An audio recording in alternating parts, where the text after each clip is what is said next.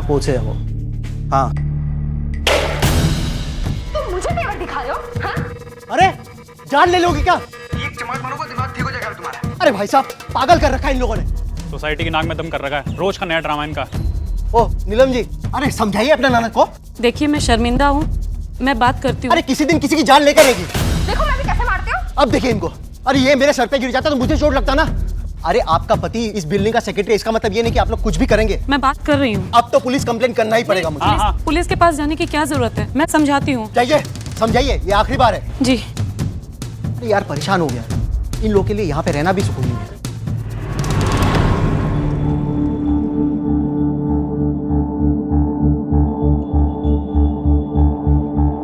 दीपू,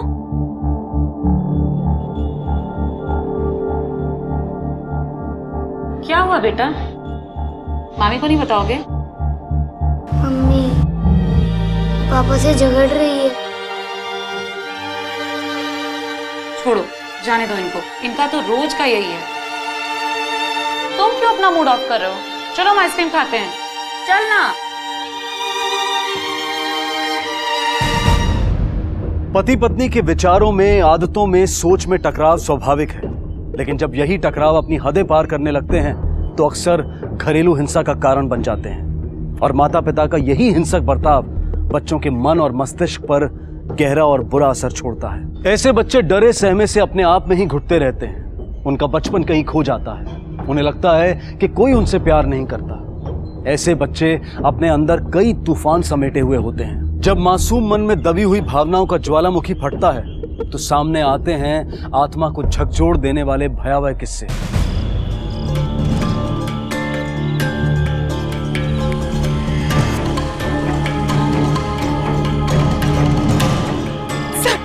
सब मेरा बेटा कहीं खो गया, मुझे कंप्लेंट लिखवा। ठीक है आप रोइए मत, आइए मेरे साथ। सब मेरा बच्चा कहीं खो गया। एक मिनट आप शांत हो जाइए। पहले अपने बेटे का नाम बताइए और उम्र बताइए। दीपू सर, स्कूल में दीपक किशोर सिंह नाम था, उम्र 7 साल थी सर। आप कौन? मेरा बेटा था सर। अच्छा अच्छा, बैठिए।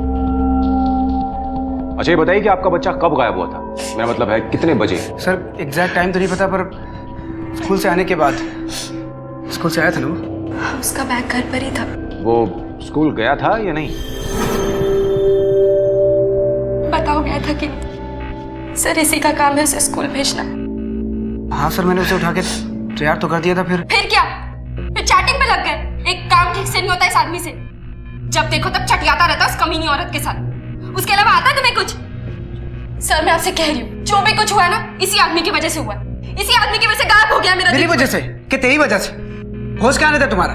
जब सो के उठे थे देखा नहीं बच्चा कहाँ है? उसे छोड़ के बाहर चली गया अकेले? अगर मैं मार्केट नहीं जाती तो सब्जी लेने तुम्हारी फुलझड़ी जाती। सर मैं आपसे कह रही हूँ, जरूर इस आदमी ने ना मेरे दीपू के साथ कुछ कर दिया है। सटक गई तेरी जुमन में बकी जा रही तू। सर ना तो उसका जबान पे लगाम है और नहीं दिमाग पे। उस दिन तो मैं जादू तेरी नजर, खुशबू तेरा बदन, तुम्हारा कर शुरू इस कमीनी औरत के साथ क्या है? किसे चैट कर रहे हो? दोस्त का मैसेज चेक कर रहा हूँ। अच्छा दिखाओ ये। दिखाओ। अरे दोस्त का मैसेज चेक करो। क्या दिखाओ? दिखाओ। अरे अरे दिखाओ। अरे अरे अरे गिर जाएगा, गिर जाएगा। अरे गिर जाएगा, बोलो ना गिर जाएगा। पागल है क्या? अरे दिखाओ। अरे मोबाइल बंद हो जाएगा, गिर जाएगा, बोलो ना गिर जाएगा। अरे दिखाओ मुझे। तेरा दिमाग खराब है क्या? उस दिन लैपटॉप तोड़ दिया, फोन तोड़ दिया, होश में है तू? मुझे शांति नहीं मिली। अगर तुम्हारा ये फोन मेरे हाथ में आ जाता ना तो मैं भी इसे गिरा के तोड़ देती। एक चमाट मारूंगा दिमाग ठीक हो जाएगा तुम्हारा। मुझे मारोगे? भाई ऐसे मारो मुझे, मारो ना, मारो ना। हिम्मत है मारने की, मारो। देखो मैं भी कैसे मारती हूँ। कुछ काम धंधा तो है नहीं, बस चटियाते रहते खाली औरतों के साथ। आजा, वो तुझे बहुत कम है। भाग ऐसे, जा अपना काम कर, भाग ऐसे। अरे मारो। अरे जा यार, तेरा काम कर। हिम्मत है तो मार के दिखाओ ना। बेकार के घर में पड़े रहते हो। मत यार, तुम जाओ अपना काम करो। बेकार के घर में पड़े रहते हो और मुझे सुना रहे हो। मैं काम करते मैं तुम्हारा फोन तोड़ दूंगी वापस। बढ़िया है। मुझे सुनाने की हिम्मत मत अरे करना। जा अपना काम कर, तू भाग यहाँ से। तुम अपना काम करो, जब देखो तब मुझे बोलते रहते हो। सर ये तो ऐसे कह रहा है जैसे खुद दूध का धुला है। सर एक बार मैं इसकी शर्ट धोने डाल रही थी,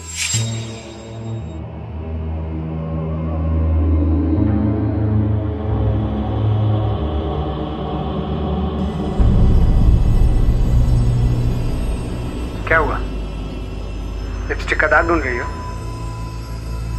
ठीक से ढूंढो, मिल जाएगा। नहीं मिल रहा है? अभी मिलेगा। क्या कर रहे हो तुम?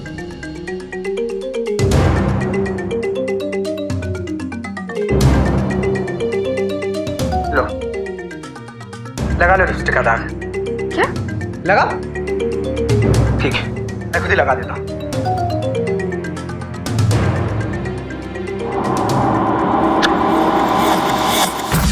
हाथ धो यार तुम एकदम से। रुको, तुम मुझे तेवर दिखा रहे हो? हाँ, झाड़ दूंगी तुम्हें 1 मिनट में। क्या कर रहे हो तुम ये?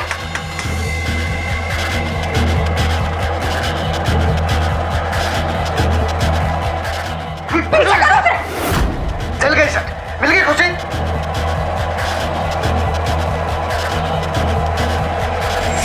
तुम लिमिट क्रॉस करी हो सीधा। तुम्हें दौरे पड़ते पागलपन के। कहीं उसी में तुमने दीपू के साथ कुछ कर तो नहीं दिया? तुम कहना क्या चाहते हो? 1 मिनट, मुझे यहाँ बहसबाजी नहीं चाहिए। सर बहसबाजी नहीं, इसकी असलियत बता रहा हूँ मैं। बस, कैसे माँ बाप हैं आप लोग? एक तो बच्चे को ठीक से संभालते नहीं है और यहाँ पुलिस स्टेशन में आकर तमाशा कर रहे हैं। अरे शर्म आनी चाहिए आप लोगों को। अब जितना पूछूंगा उतना जवाब देना। बच्चे का फोटो लाएं, दीजिए।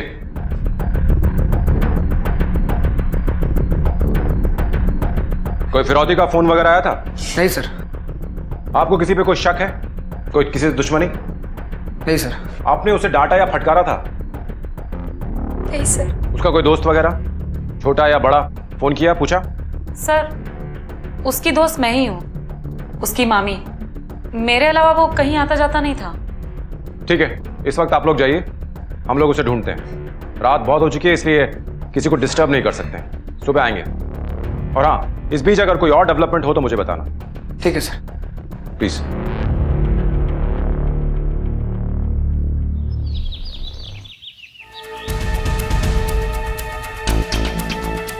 तबीयत ठीक है बीवी का? गेट खोल, साहब है साहब।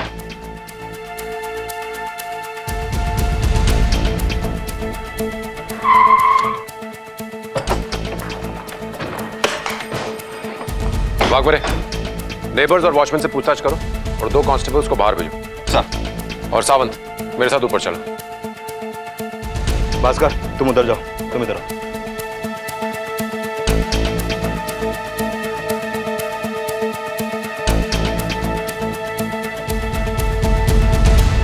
तो उसका भाई अगर आकाश सोसाइटी का सेक्रेटरी और बिल्डर नहीं होता ना, तो कब का मैं उसको निकाल बाहर फेंकता।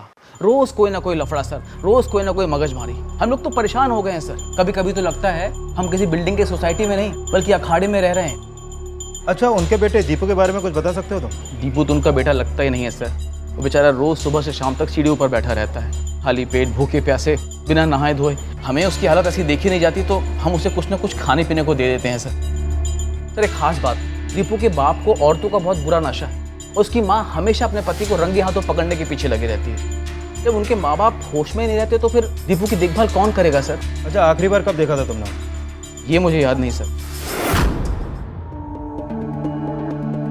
सर, मेरी बहन है शीला। मुझे ये कहना नहीं चाहिए, पर क्योंकि यहाँ मेरे भांजे की बात है इसलिए रहा नहीं जाता। ये दोनों माँ बाप बनने के लायक हैं ही नहीं। एक के लिए फोन पर लगे रहना उसका जन्मजात हक है और दूसरे के लिए सब कुछ शक। बच्चे की तो दोनों को पड़ी ही नहीं थी। ऐसे फूल से बच्चे को रौंद डाला था दोनों ने। इन दोनों ने दीपू की वो हालत कर दी थी कि उसने पहले भी भागने की कोशिश की थी।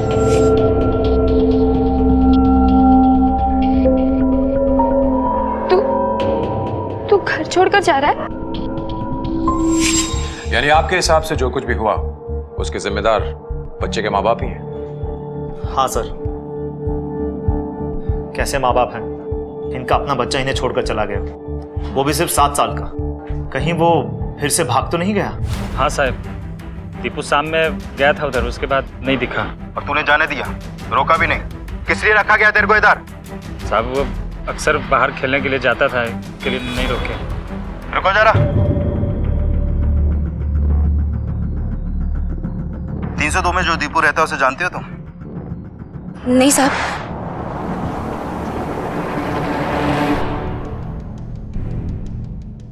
वाघमरे। Yes sir. सावंत, तुम वाघमरे के साथ यहाँ कंटिन्यू करो, मैं दीपू को स्कूल होकर आता हूँ। Okay sir.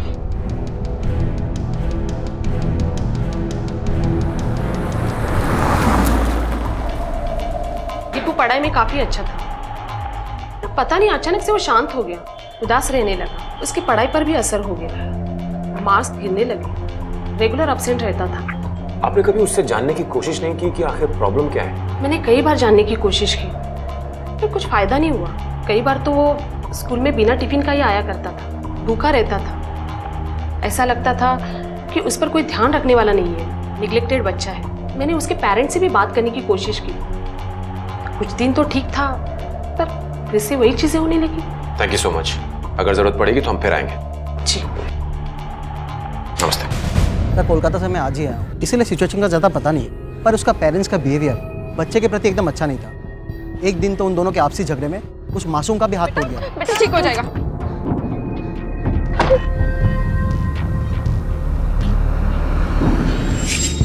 मतलब बच्चा डोमेस्टिक वायलेंस का भी शिकार था? वो तो पता नहीं सर, लेकिन ट्रबल में ज़रूर था। और फिर एक दिन तो किशोर की पत्नी ने बिना देखे समझे मेरे सर के ऊपर गमला फेंक दिया था, और फिर अपने पति का लैपटॉप भी। ठीक है, आप जाइए, जरूरत पड़ेगी तो हम आपको बुलाएंगे। तहकीकात में एक बात खुलकर सामने आ रही थी कि शीला और किशोर ने अपनी जाती जिंदगी को घर की चार दीवारी से निकालकर चौराहे पर खड़ा कर दिया था, और उनकी आपसी कला दीपू पर कहर बनकर टूट रही थी। क्या रोज के इस तमाशे से तंग आकर दीपू कहीं चला गया था, या वो किसी हादसे का शिकार हुआ था, या फिर किसी ने हालात का फायदा उठाकर दीपू के साथ कुछ ऐसा किया था जो सबकी कल्पना से परे था। दीपू के माता पिता एक दूसरे पर इल्जाम लगाकर अपनी जिम्मेदारियों से भाग रहे थे, लेकिन उनकी दलीलें कितनी सच्ची थीं और कितनी झूठी, ये तो वक्त ही बताने वाला था। वाघमरे अगर लोगों की माने तो दीपू के पेरेंट्स को उसकी कुछ खास फिक्र नहीं थी। दीपू का कोई दोस्त भी नहीं था, वो स्कूल कभी जाता था कभी नहीं भी जाता था, और अपने घर से ज्यादा अपने घर की सीढ़ियों पर या फिर अपने मामा के घर पे रहता था। सर, इन सभी की बातें सुनकर तो ऐसा लगता है कि कहीं दीपू के माँ बाप में से तो किसी ने यह कांड नहीं किया होगा। हो सकता है एक ने दूसरे को सबक सिखाने के लिए दीपू को गायब किया हो। एक काम करो, दीपू के पेरेंट्स को फिर से बुलाओ। सर।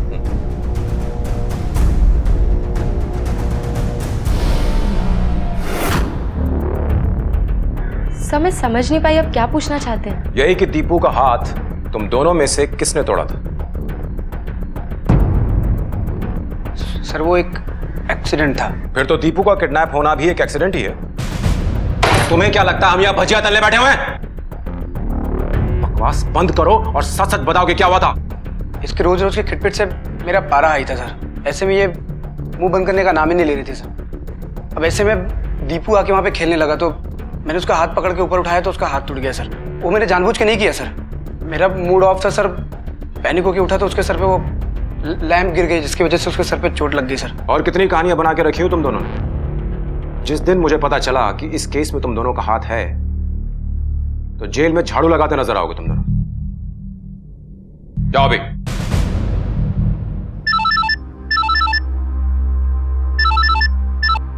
हाँ सावंत बोल। क्या? लेकिन उसने इस बारे में हमें पहले क्यों नहीं बताया? ठीक है सर, सावंत का कॉल था।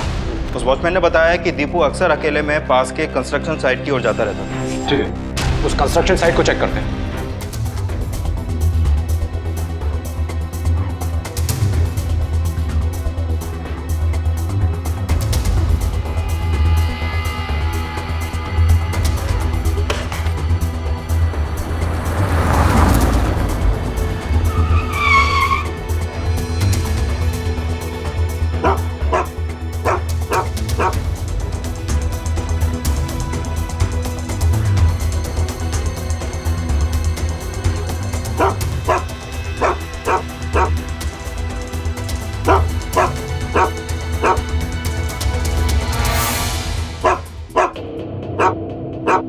यहाँ तो कोई भी नहीं है, फिर ये कुत्ता क्यों भौंक रहा है? सर ये कुत्ता यहाँ पे रोज ऐसा ही भौंकता है, कोई हो या ना हो।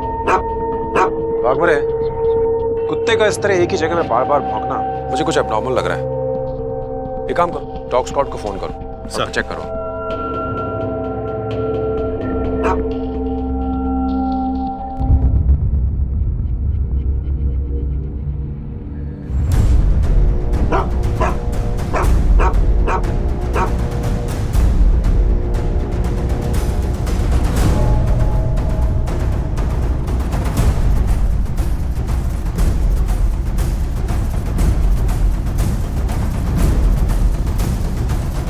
ये कुत्ता भी यहीं आकर सूंघ रहा है। जरूर यहां पर कुछ प्रॉब्लम है। खुदवाओ, चेक करो।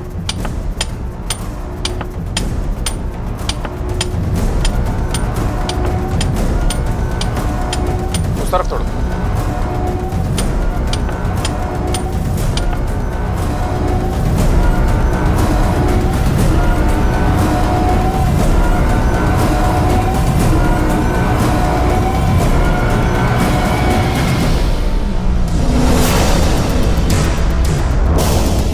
ये तो किसी बच्चे के हाथ की उंगली है। बागमरे, ये पूरा स्लैब फॉरेंसिक लैब भेजो। सर। इस कंस्ट्रक्शन साइट का बिल्डर कौन है? सर वो आकाश साहब है। एक नई इमारत की नींव में दबी एक लाश ने लोगों को सिर्फ भौचक्का ही नहीं किया, बल्कि उनके विश्वास की बुनियाद को भी हिला दिया। क्या किसी को जिंदा दफन किया गया था नींव में, या फिर लाश को ठिकाने लगाने के लिए की गई थी ऐसी हैवानियत? दीवारों में चुनवाए जाने के किस्से तो लोगों ने सुने थे, लेकिन जब यह हकीकत सामने आई तो लोग हैरान रह गए। ये तो तय था कि ये लाश दीपू की नहीं थी, लेकिन पुलिस के सामने था अब एक और नया केस, और पुलिस जी जान से इसे सुलझाने के लिए जुट गई। सर, ऐसा कैसे हो सकता है? मेरे फाउंडेशन में बच्चे की बॉडी कैसे आ सकती है? मिस्टर आकाश, ये तो आपकी साइट है, आप ही बता सकते हैं। बैठिए बैठिए बैठिए। कमाल है मिस्टर आकाश, आपकी साइट पे इतना बड़ा कांड हो जाता है और आपको खबर तक नहीं। इंस्पेक्टर, मैं सच कह रहा हूं, हर साइट पे हर पल मेरा फिजिकली रहना पॉसिबल नहीं है।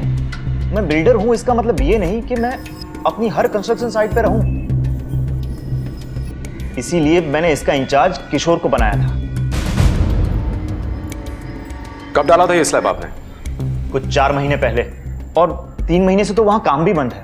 वाघमरे, मुझे इस कंस्ट्रक्शन साइट के जितने भी लेबर हैं, मिस्त्री हैं और सिक्योरिटी स्टाफ हैं, उन सबके बयान चाहिए। इनसे नंबर लो और पूछताछ शुरू करो। और मिस्टर आकाश, आप हमें बिना बताए इस शहर से बाहर नहीं जा सकते। तो तुम उस साइट के इंचार्ज हो? हाँ सर, मैं ही हूँ। वहां किसे दफन किया था? किसे मारा था? सर, कैसी बातें कर रहे हैं आप लोग? मैंने किसको मारा था, किसको दफन किया था? मैं एक इज्जतदार आदमी हूँ सर। अपनी इज्जत के कसीदे बाद में पढ़ना, पहले अपनी काली करतूत के चिट्ठे खोल। किसे मारा बोल? सर, मैंने किसी को नहीं मारा, मेरा यकीन कीजिए। जिस दिन ये वर्दी पहनी थी ना, यकीन से नाता तोड़ लिया था। एक दिन तेरा ये झूठ ही तुझे दफन करेगा। चल जा अभी, जा। और सुन, जब तक इस लाश के बारे में सब कुछ पता नहीं चल जाता, ये शहर छोड़कर नहीं जाएगा तू।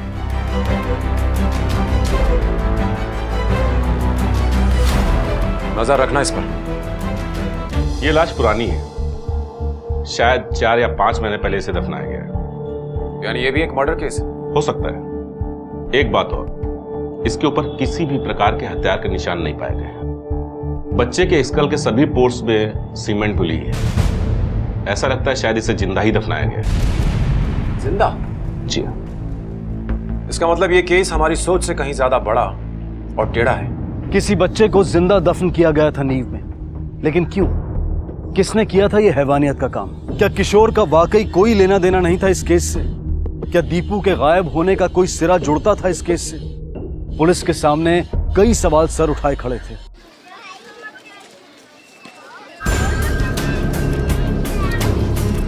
सर, अरे वो प्रकाश किधर है? सर, प्रकाश तो आ ही नहीं रहा सर। किधर रहता है वो? सर, वो पैंकर पाले में रहता है। बैंकर। ठीक है, पूरा एड्रेस लिख के दे। हाँ सर। हेलो सर, जिस दिन से दीपू गायब हुआ है, प्रकाश काम पर नहीं आ रहा है।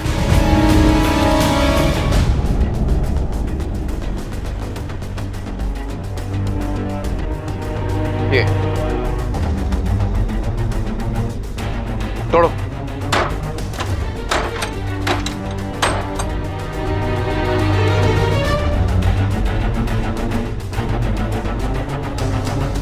शाबाशी लो अच्छे से।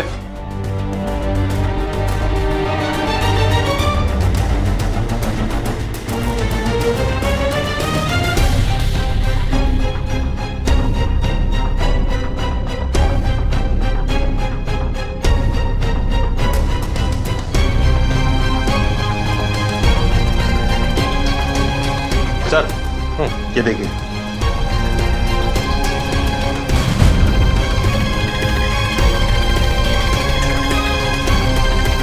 ये क्या? प्रकाश तो हिस्ट्री शीटर है।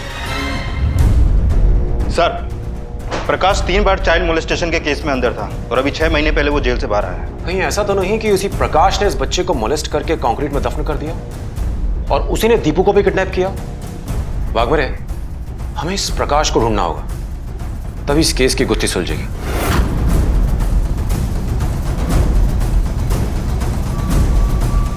सलाम साहब, आपका मुर्गा मिल गया। साहब हम कुछ नहीं किए, हमको बेकार कुछ साहब हम सही बोल रहे हैं, हम कुछ नहीं किए साहब। आपको गलत नाटक बंद कर और बता दीपू कहाँ है, बोल। सच्ची बोल रहे हैं साहब, हम कुछ नहीं किए दीपू के साथ। वो जयंती की होगी उसके साथ। जयंती? कौन जयंती? काम वाली भाई है साहब, 302 में काम करती थी। मैडम ने उसको नौकरी से निकाल दिया, तब से बहुत गुस्से में थी वो, उनको धमकाया भी था। क्यों? उसका किशोर साहब के साथ चक्कर चलता था साहब। किशोर साहब जयंती के पीछे तुम हिलाते फिरते थे। ये जयंती कहाँ मिलेगी? पटेल नगर के झोपड़े में। अरे मैडम मेरे को काय को पकड़ा है?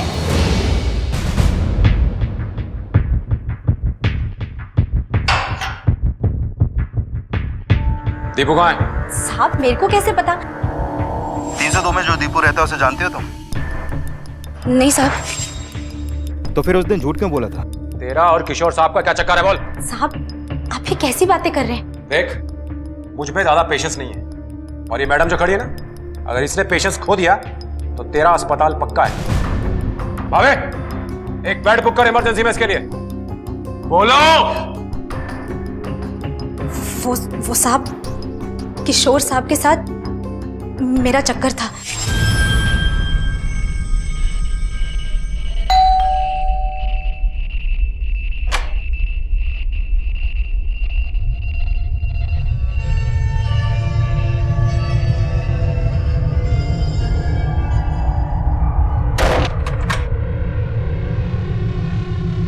थांबा साहब, काम तो कर लेने दो।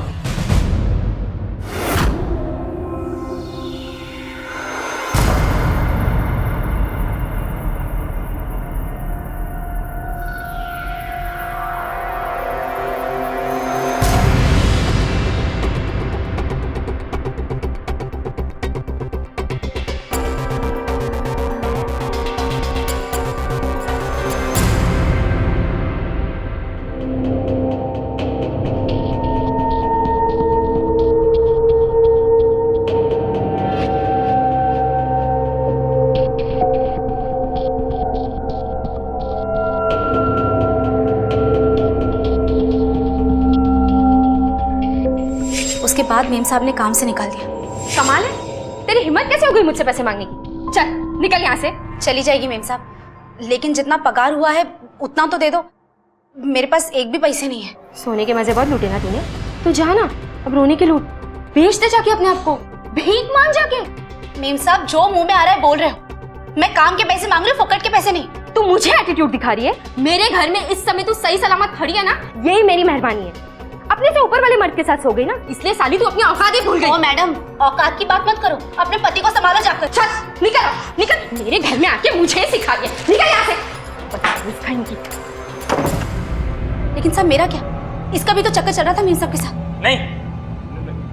नहीं साहब, उस दिन साहब के साथ इसको पकड़ने के बाद। प्रकाश जरा ऊपर आना। हाँ ठीक है।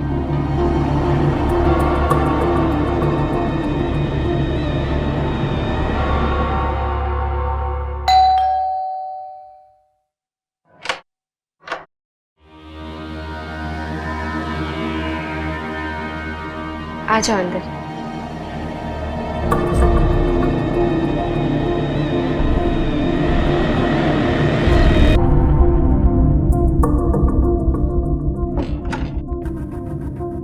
प्रकाश, मेरे बाथरूम का शावर खराब हो गया है, जरा प्लीज देख लो। अरे मैडम, इसके लिए तो प्लम्बर वाला को फोन करना, हम कर देते हैं अभी जाके। अरे प्लम्बर के चक्कर में रही तो पता नहीं कितना टाइम लगेगा।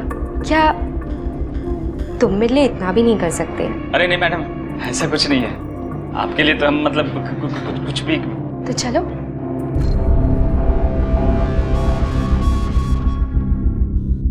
अरे हिचकिचाओ मत, चलो। आपके साथ? साहब घर पर नहीं है, आ जाओ आ जाओ।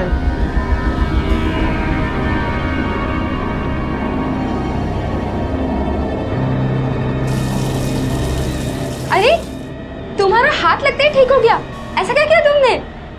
तुम्हारे सारे कपड़े गीले हो गए। I am so sorry. उस कमरे में टॉवेल है, तुम जाकर पोंछ लो, मैं तुम्हारे लिए कपड़े निकालती हूँ।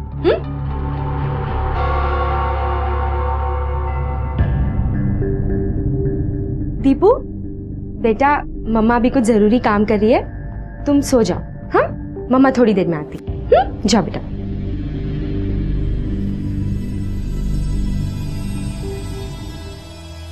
ये लो कपड़े, चेंज करो, ये कपड़े तुम पर अच्छे लगेंगे।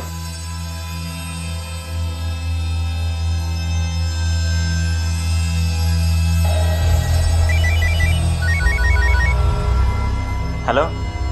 अरे साला गलत टाइम पे फोन किया यार। 302 वाली मैडम के साथ है साले, बेडरूम में उनके।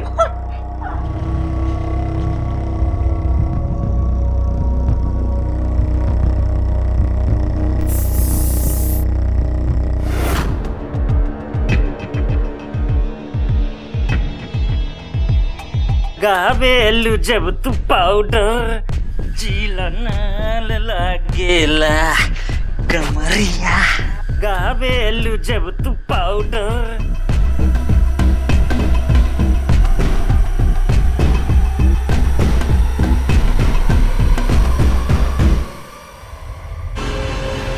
तुम्हारे बेडरूम में क्या कर रहा है बे?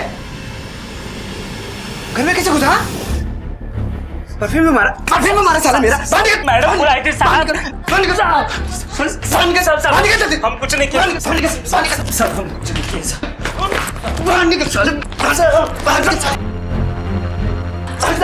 अंदर कैसे आए? किसी ने बोला अंदर बुलाए थे? किसने बोला? साहब मार क्रिया खा रहे हैं हम। तो तुम दोनों ने इस बात का गुस्सा दीपू पे उतारा, उसे गायब करके? नहीं साहब, हम दोनों ने दीपू के साथ कुछ नहीं किया। वो उस दिन हम दोनों ने फैसला भी किया कि दीपू का किडनैप करेंगे।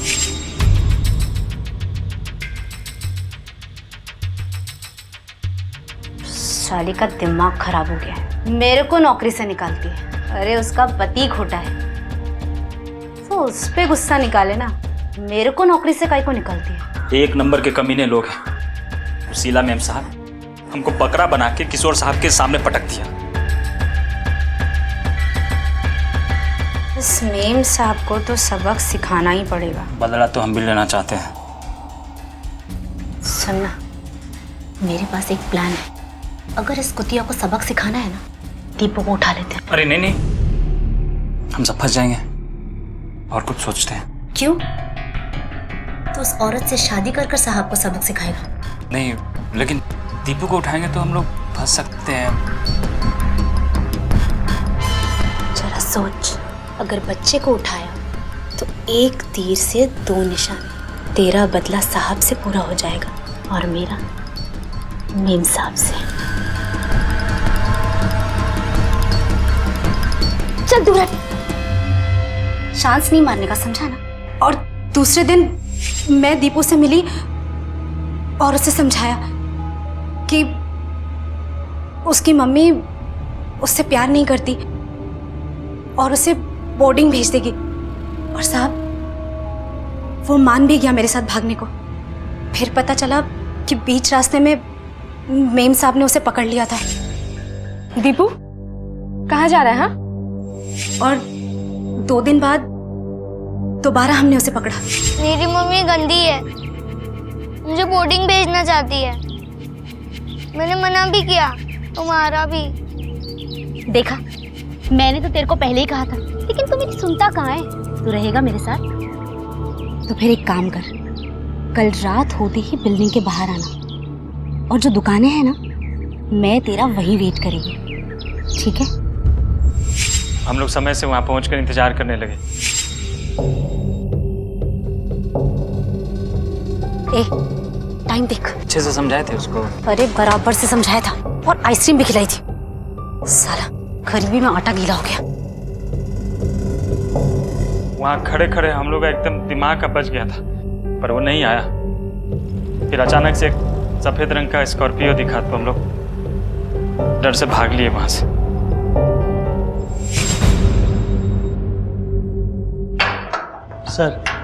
सर वो शीला जी और आकाश जी मिलने आए। बैठा उन्हें। जी सर।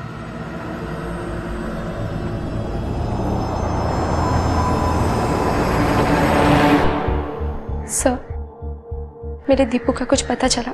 जी नहीं, लेकिन आप चिंता मत कीजिए, हम कोशिश कर रहे हैं। अच्छा ये किशोर कहाँ है? सर, वो क्यों आएगा? उसे किसी की कोई फिक्र नहीं, माँ बेटा बीवी किसी की नहीं, बस सारा दिन औरतों से चैटिंग करता रहता, उसके अलावा कुछ नहीं सोचता सर उस आदमी को। सर किसी काम का नहीं है वो, एकदम नाकारा, निकम्मा और गैर जिम्मेदार इंसान है। मैंने अपनी बहन पर तरस खाकर उसे काम दिया था और उसने वो भी बर्बाद कर दिया। आज उसकी वजह से मेरा नाम भी खराब हो गया। गैर जिम्मेदार तो आप भी कम नहीं है मिस्टर आकाश। अपनी बहन की शादी कराते हैं एक ऐसे आदमी से जो एकदम नाकारा है, और अपनी बिल्डिंग का वॉचमैन हायर करते हैं बिना किसी बैकग्राउंड चेक के। हिस्ट्री शीटर है आपका वॉचमैन प्रकाश, सजा याफ्ता मुजरिम। वो और आपकी मेट जयंती मिलकर के दीपू को किडनैप करने का प्लान कर रहे थे। मतलब सर उन लोगों ने ही मेरे दीपू को किडनैप? जी नहीं, वो सफल नहीं हो पाए। अब आप लोग यहां से जाइए और हमें अपना काम करने दीजिए। जैसे हमें कुछ इन्फॉर्मेशन मिलेगी हम आपको इन्फॉर्म करेंगे। कैसा अजीब परिवार है ये किशोर और शीला का, कैसे अजीब रिश्ते हैं। एक दूसरे को सबक सिखाने के लिए वो किसी भी हद तक जाने को तैयार थे। तो क्या दीपू भी उनकी इन्हीं भावनाओं का शिकार हुआ था, या फिर किसी ने मौके का फायदा उठाकर दीपू को लापता कर दिया था? सलाम साहब, सर पता चल गया। क्या? कुछ लोगों ने दीपू को सफेद कलर की स्कॉर्पियो भी देखा था, वो आराम से बैठ के जूस पी रहा था। फिर अचानक से एक सफेद रंग का स्कॉर्पियो दिखा तो हम लोग डर से भाग लिए वहां से। गाड़ी का ड्राइवर कौन था? साहब गाड़ी कौन चला रहा था ये तो पता नहीं है, पर गाड़ी किसकी ये पता चल गया। सर मैं मानता हूँ गुस्से में आके मैंने एक बार दीपू का हाथ तोड़ दिया था, पर मेरा बेटा है सर, प्यार करता हूँ मैं उससे। मैं अपने बेटे के साथ ही ऐसा क्यों करूंगा? तो फिर किसी और बच्चे के साथ किया, उसे मारकर फाउंडेशन में दफना दिया। सर मैंने किसी बच्चे को नहीं मारा, किसी को नहीं दफनाया। झूठ बोलता तू, तूने बच्चे को अगवा किया और झूठ बोलता है। सर मैं अपने बच्चे को अगवा क्यों करूंगा? अगर तूने अगवा नहीं किया है तो फिर उस दिन दीपू को लेकर तू कार में कहाँ जा? सर मुझे नहीं पता, मैं उस दिन कार लेके गया ही नहीं था। अगर तू गाड़ी लेकर नहीं गया था तो उस कार को कौन चला रहा था? सर मुझे नहीं पता, चाबी वॉचमैन के पास रहती है। वॉचमैन के पास?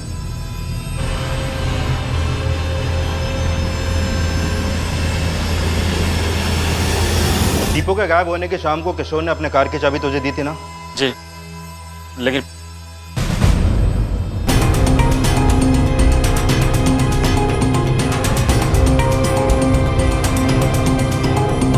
सर वो कार से निकला है। ठीक है, तुम उसका पीछा करो और हमें बताते रहो। जी सर।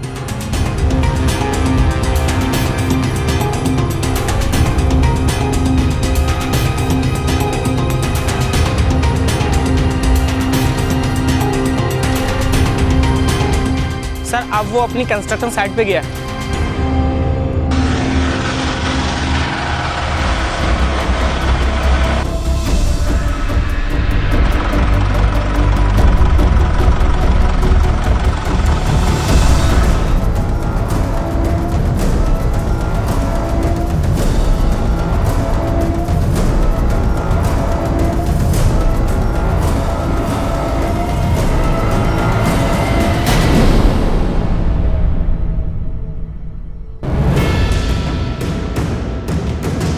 बच्चे को दफनाने जा रहा है, पहले तेरी कब्र खोदते हैं। ले चलो उसको।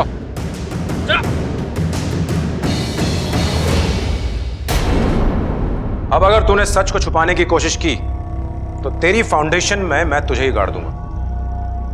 बच्चे को दफन करता है क्यों किया ये सर? कहने को ही बिजनेस बचा था, बहुत घाटा हो रहा था। फिर एक दिन ऐसे ही कुछ लोगों की बातों में फाउंडेशन सेक्रीफाइस के बारे में सुना, पता चला इससे सब शुभ होता है। पहले नहीं करना चाहता था, लेकिन लगातार घाटे से काफी डेस्परेट हो गया था और मजबूरन ये कदम उठाना पड़ा। मजबूरी इंसान को इतना मजबूर नहीं बनाती है। ये तेरा लालच है जिसने तेरे जमीर को दफन कर दिया था। जरा सोच कर देख, क्या करने जा रहा था तू अपने सगे भांजे को दफनाने जा रहा था। इतना जलील ख्याल तेरे दिमाग में आया भी कैसे? दीपू की कदर नहीं थी उसके माँ बाप को, उसको उठाना आसान था। चला घर में। जल गई? अब समझ में आया जलना किसे कहते हैं? मैंने सिर्फ नाटक किया, लेकिन तुम तो रोज सोते हो ना उस कमीनी औरत के साथ, मेरे इसी घर में, मेरे ही बिस्तर पर।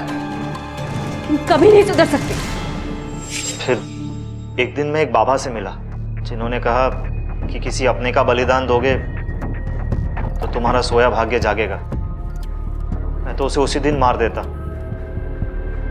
और बाबा का ही कहना था कि अगर उसे आज मारता हूं तो सब शुभ होगा।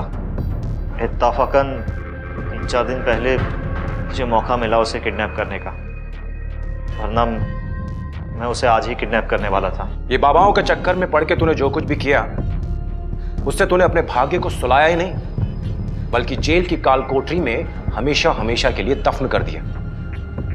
तुझ जैसे लोग ही मामाओं को कंस बनाते हैं।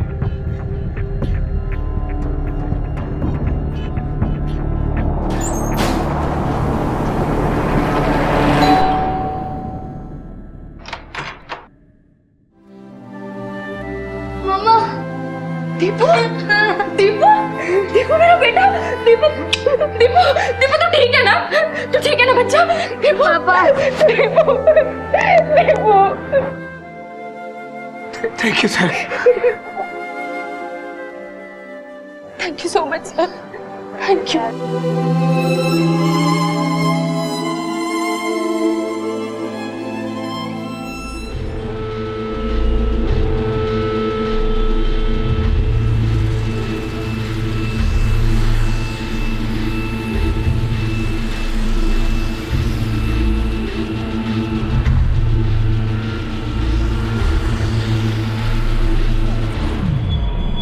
रोजमर्रा की जिंदगी में व्यस्त, अपनी ही दुनिया में मसरूफ, अपने छोटे बड़े घरों में सुरक्षित, हम अक्सर ये भूल जाते हैं कि हमारे इन महफूज घरों के बाहर भी एक दुनिया है। और बदकिस्मती से सड़क पर पनपती इस दुनिया में किसी सुरक्षा की कोई गारंटी नहीं। जहां हमारे घरों में ममता और प्यार भरे माहौल में बढ़ते बच्चों की आंखों में सिर्फ खुशियां झलकती हैं, वहीं सड़क पर पले इन बेसहारा बच्चों की आंखों में सिर्फ खौफ नजर आता है।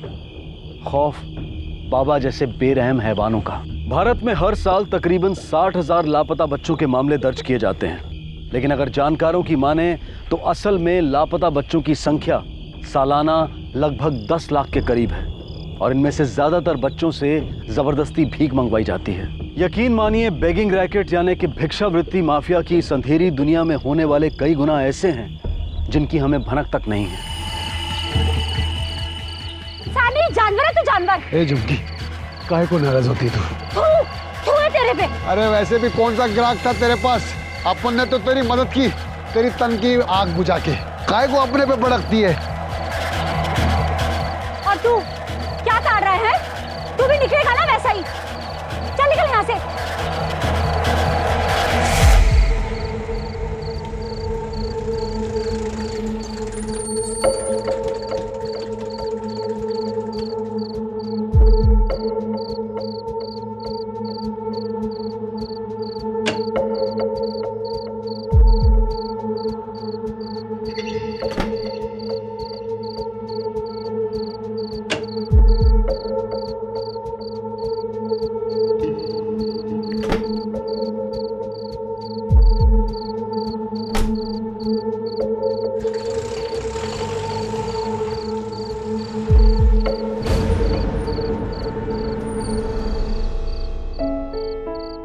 तो बच गए।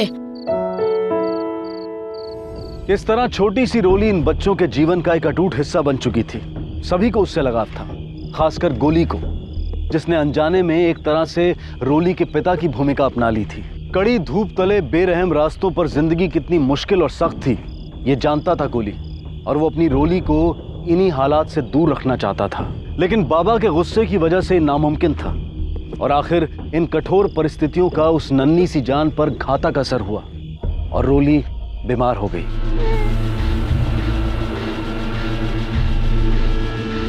ये लो आपकी बच्ची। हट यहाँ से, मेरी कोई बच्ची नहीं है। वो अंकल, ये वही चीज जिसको हमने वो कचरे में फेंका था। पागल हो गया क्या? भाग यहाँ से, मना किया ना। यहाँ तक कि उसके अस्तित्व को भी नकारा। वजह साफ थी, रोली एक लड़की थी। हैरानी की बात है ना, एक तरफ अमित जैसे समाज के पढ़े लिखे तबके के व्यवसायिक लोग आज भी कन्याओं की तुलना में लड़कों को चुनते हैं। आज भी भेदभाव की वजह से रोली की तरह लड़कियों को बड़ी निर्ममता से पैदा होते ही त्याग दिया जाता है। और दूसरी तरफ सड़क पर अपना जीवन बसर करने वाला गोली खुद एक बेसहारा बच्चा होने के बावजूद दिन रात एक कर रोली को एक बेहतर जिंदगी देने की जद्दोजहद में लगा हुआ है। गोली ने कई दिनों तक कोशिश की, लेकिन कोई रोली को आसरा नहीं देना चाहता था, कोई उसे गोद नहीं लेना चाहता था। और नतीजन आगे जो हुआ वो हमारी सोच के भी परे है। ये गणेश, मैं लाइन संभाल के। ठीक है ठीक है।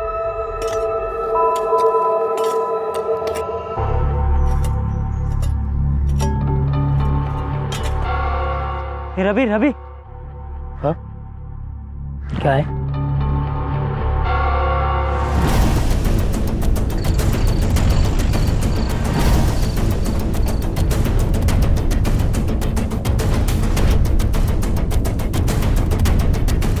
कदम। हाँ सर।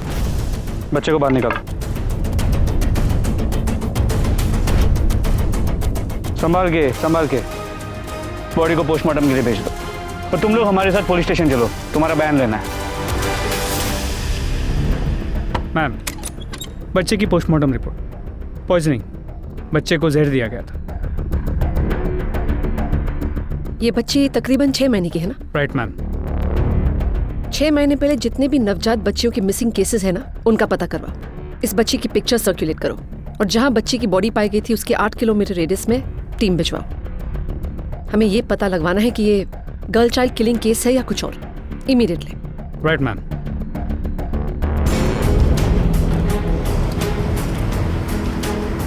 इस बच्ची को देखा है?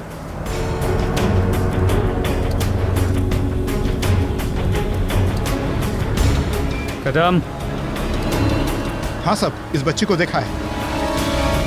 और तू वहां क्या कर रहा था? बच्चे वहां भीख मांग रहे थे और तू खड़े खड़े देख रहा था। रोका नहीं? रोका था मैडम। रोका नहीं था, टोका था। रोका होता ना तो आज वो भीख मांगने का रैकेट खत्म हो चुका होता उस गली में, और उस बच्ची की जान शायद बच जाती। Sorry madam. सॉरी। लेकिन मैडम, मुझे ऐसा लगता है कि वही लड़की है, बट मैं कंफर्म नहीं बता सकता। आई डोंट केयर, सारे डिटेल्स चाहिए मुझे। शिंदे, इसे एक एक डिटेल लो इमीडिएटली। यस मैम, चलो। सर, वो लड़का भी सिग्नल के पास ही काम करता है। गोली नाम है सर उसका।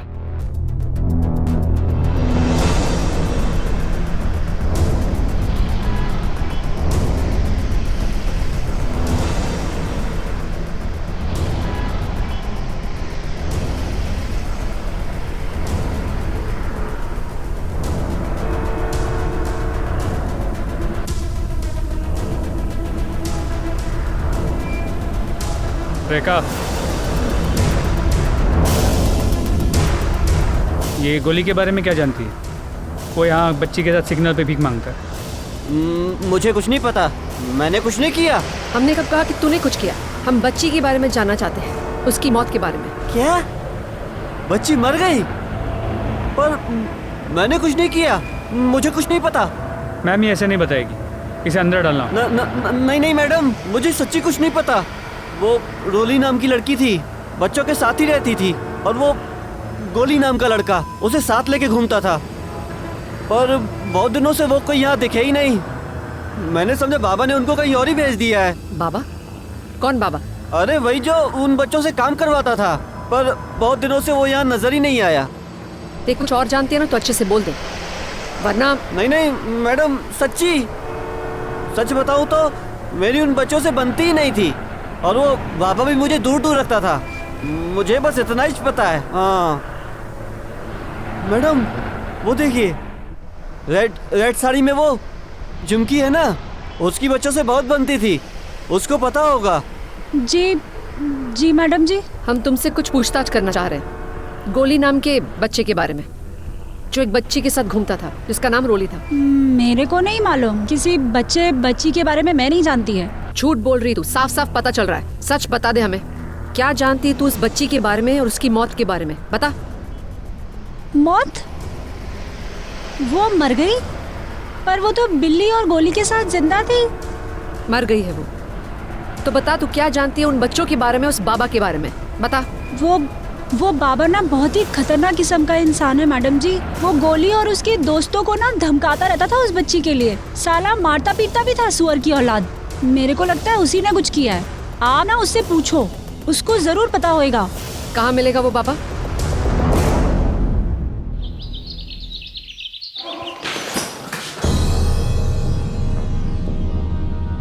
उठ। बड़ा मजा आता ना बच्चों को मारने में। उस छोटी सी बच्ची रोली को तूने ही मारा ना? तूने ही जान ली ना उसकी? जान ले ली? नहीं, वो तो जिंदा है। मर चुकी है वो, पर हम ये भी जानते हैं कि तुम्ही ने उसे धमकी दी थी कि तुम उसे जान से मार दोगे। नहीं साहब, मैंने नहीं मारा है साहब, वो तो जबान गर्म थी इसलिए। मैं कोई इस एरिया का भाई नहीं हूँ, मैं तो सिर्फ धंधा करता हूँ। मुझे तो आज ही पता चला कि वो मर गई है। उल्टा उसके आने से ये बच्चे एकदम निकम्मे हो गए। मैं खुद परेशान हो गया था उस बच्चे से, और इसीलिए तूने उसकी जान ले ली। नहीं साहब, मैंने उसकी जान नहीं ली है।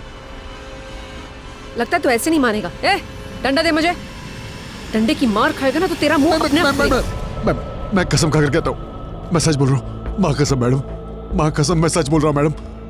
आखिरी बार मैंने उन बच्चों को तब देखा था जब मैंने उनको धमकी दी थी। मैं दूर से उन पर नजर रखा था मैडम, और मैंने बच्चों से पकड़कर पूछा भी, रोली कहाँ है? तो वो बोले पता नहीं। तो फिर मैंने सोचा कि रोली के आने के बाद अब उनकी कमाई की वाट लग गई। अच्छा ही हुआ, सर से बला टल गई। अब वो बच्चे कहाँ हैं? मैडम मैं सच कह रहा हूँ, अपन खुद ही ढूंढ रहा है उसको। मैडम ये सच है, वो निकम्मे थे, अपन को बहुत परेशान करते थे, लेकिन उनके जाने के बाद अपन को उनकी बहुत याद आई। क्लियर है कि वो ड्रामा कर रहा है। यस मैम, और लोगों का भी यही कहना है। वो बच्चों को बहरे में से मारता था, उन पे सख्त कंट्रोल रखता था, तो बच्चे उससे इतना डरते थे कि उससे भागने की सोच भी नहीं सकते थे। इसका कोई सबूत, कोई गवाह? नहीं मैम, यही तो प्रॉब्लम है, लोग उसके बारे में खुलकर बात नहीं करते, सब उससे डरते हैं। लेकिन कम से कम हमें इससे ये तो पता चला कि वो बच्चे अभी भी उसी के कंट्रोल में, क्योंकि वो उन्हें छोड़ने वालों में से नहीं है। हो सकता है इस बच्ची रोली की जान उसी ने ली हो, और ये बच्चे कुछ बोले ना, इसलिए उन्हें कहीं और शिफ्ट कर दिया। देखो, हम इसे पकड़ के तो रख नहीं सकते, हमारे पास प्रूफ ही नहीं है, तो उसे रिलीज कर दो, और फिर तुम्हें पता ही क्या करना है। राइट मैम, हम उसे छोड़ देंगे और उस पर सख्त नजर रखेंगे। हो सकता है वो हमें बच्चों तक पहुंचा दे। करेक्ट, लेकिन उसके साथ साथ उस रेखा और उस झुमकी पर भी नजर रखनी। Yes ma'am.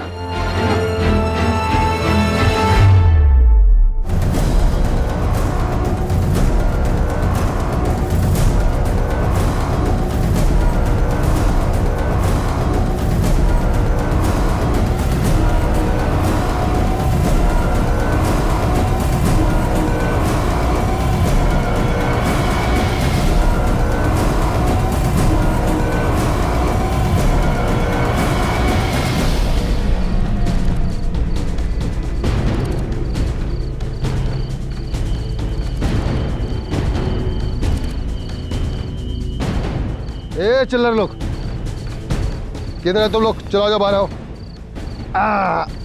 शाबाश।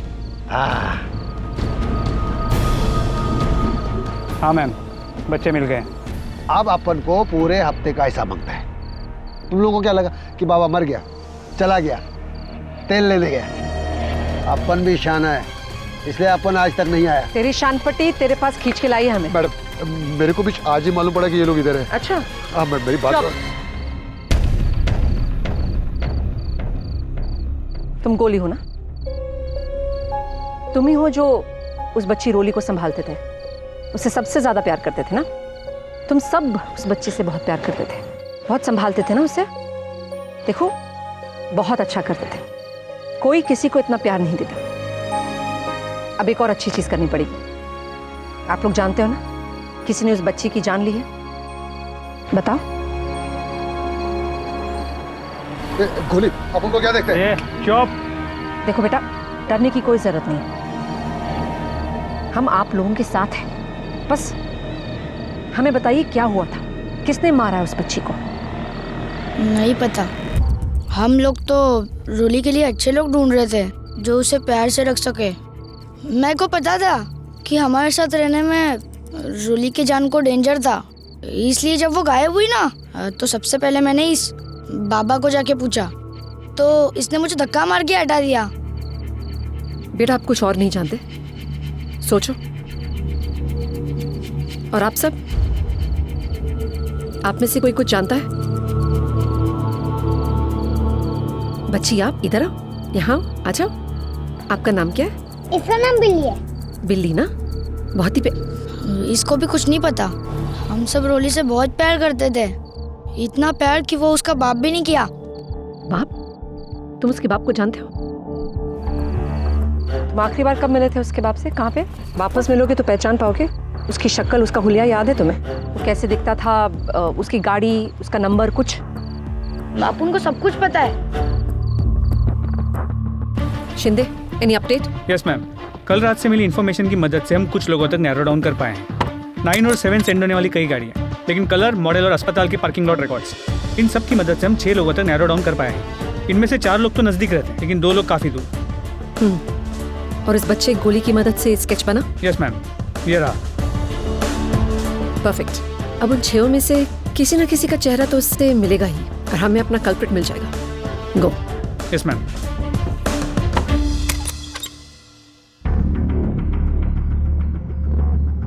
हम जानते हैं कि ये बच्चा तुम्हारा ही है, तुम दोनों का। चुटकियों में साबित कर सकते हैं इसे डीएनए टेस्ट के साथ। अब खुद ही सच बता रहे हो कि टेस्ट करवाएं? लगता नहीं सच बोलने वाली है। देखो शिंदे, टेस्ट का बंदोबस्त करो। एक सेकंड। सो हमने ही, मैं ही उसे कूड़ेदान में छोड़ाया था। छुटकारा पाना चाहते थे हम उससे, उस लड़की से। शर्म आनी चाहिए तुम लोगों को। लानत है कि आजकल के जमाने में भी तुम लोग एक लड़की की कदर नहीं जान पाए। अरे जाके देखो लड़की आजकल क्या क्या नहीं करती हैं, कहां कहां नहीं पहुंची है लड़की। और तुम दोनों, शेम। अरेस्ट करो उन दोनों को। अरे मैम क्या कर रहे हैं मैम? हमने किया ही क्या है? इस तरह अपने बच्चे को फेंकना है क्रिमिनल ऑफेंस है, और तुम दोनों को तुम्हारी सही जगह पे ले जा रहे हैं हम। चलो ma'am please, you can do this ma'am. Ma'am please. Ma'am please. 6 महीने पहले एक बच्ची मिलती है, 4 बच्चों को, और फिर हमें 1 महीने पहले बॉडी मिलती है, और हमारे पास 4 सस्पेक्ट्स हैं। Ma'am rat poisoning. Correct, rat poisoning. और हमारे 4 सस्पेक्ट्स हैं अमित, बाबा, झुमकी, रेखा। इनमें से कोई तो है, लेकिन कौन झूठ बोल रहा है वो समझ में नहीं आ रहा है। मेरा शक तो इस बाबा पर ही है। रोली के आने के बाद बच्चों का ध्यान भट गया था, कमाई घटने लगी थी, इसीलिए शायद रोली को रास्ते से हटा दिया हो। शायद, लेकिन प्रूफ तो नहीं है ना। शिंदे, हम कुछ मिस कर रहे हैं। 6 months गर्ल, रैट पॉइजन, ये एक एंगल है जो हमने एक्सप्लोर नहीं किया। शिंदे काम करो, हमें जहां बॉडी मिली थी ना, वहां के आसपास के सारे केमिस्ट से पता लगवाओ। हो सकता है 1 महीने पहले किसी ने रैट पॉइजन खरीदा हो सकता है उनके पास सीसीटीवी फुटेज हो जो हमें, जिसे किसी एक के साथ लिंक कर ले। मैम आपको लगता है हमें इससे कुछ मिलेगा? आई नो मुश्किल है, इट्स क्वाइट लॉन्ग शॉट, लेकिन शिंदे शायद ही हमारा आखिरी शॉट होगा। सो गो। मैम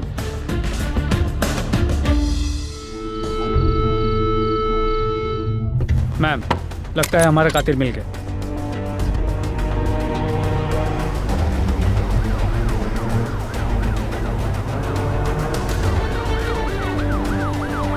आइसक्रीम खाएंगे बच्चों?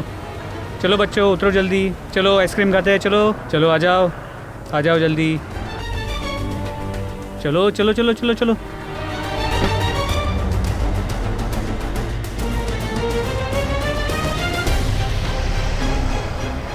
चलो बच्चों आइसक्रीम खाते हैं, चलो। गोली, ये वही दुकान है ना जहाँ तुम अक्सर आया करते हो? मैंने तो सुना है खाता भी है।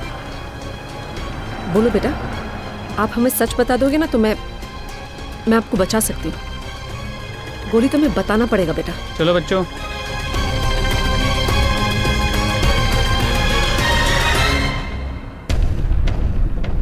बिली बेटा, मैं तुम्हारे लिए ना एक और आइसक्रीम लेके आती हूँ, मेरे साथ चलोगी? आ जाओ।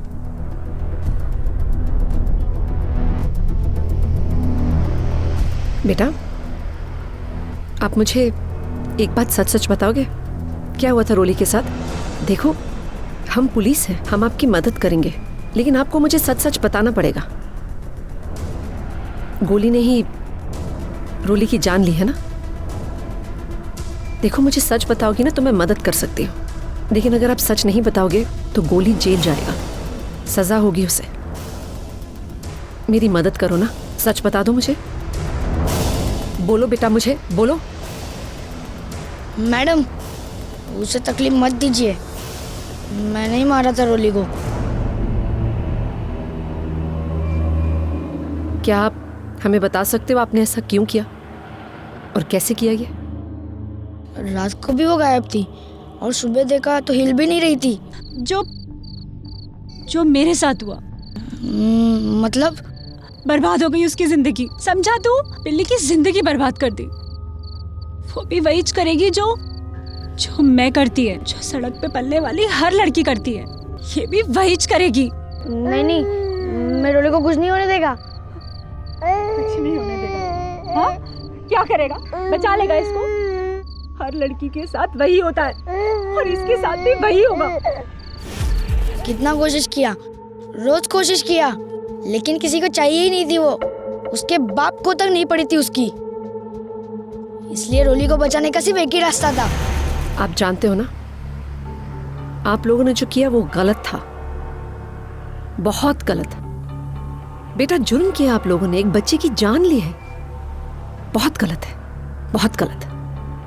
कुछ गलत नहीं किया मैडम, सब सही किया है। झुमकी दीदी की तरह जीना, ये बिल्ली की तरह जीना, इससे अच्छा तो मरना है, इसलिए मार दिया रोली को।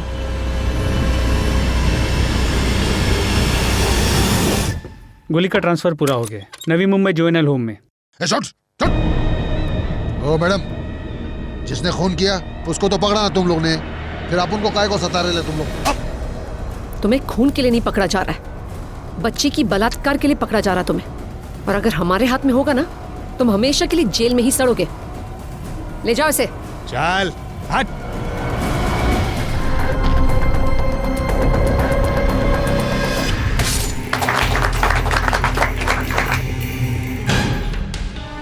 ओ साहब, खून।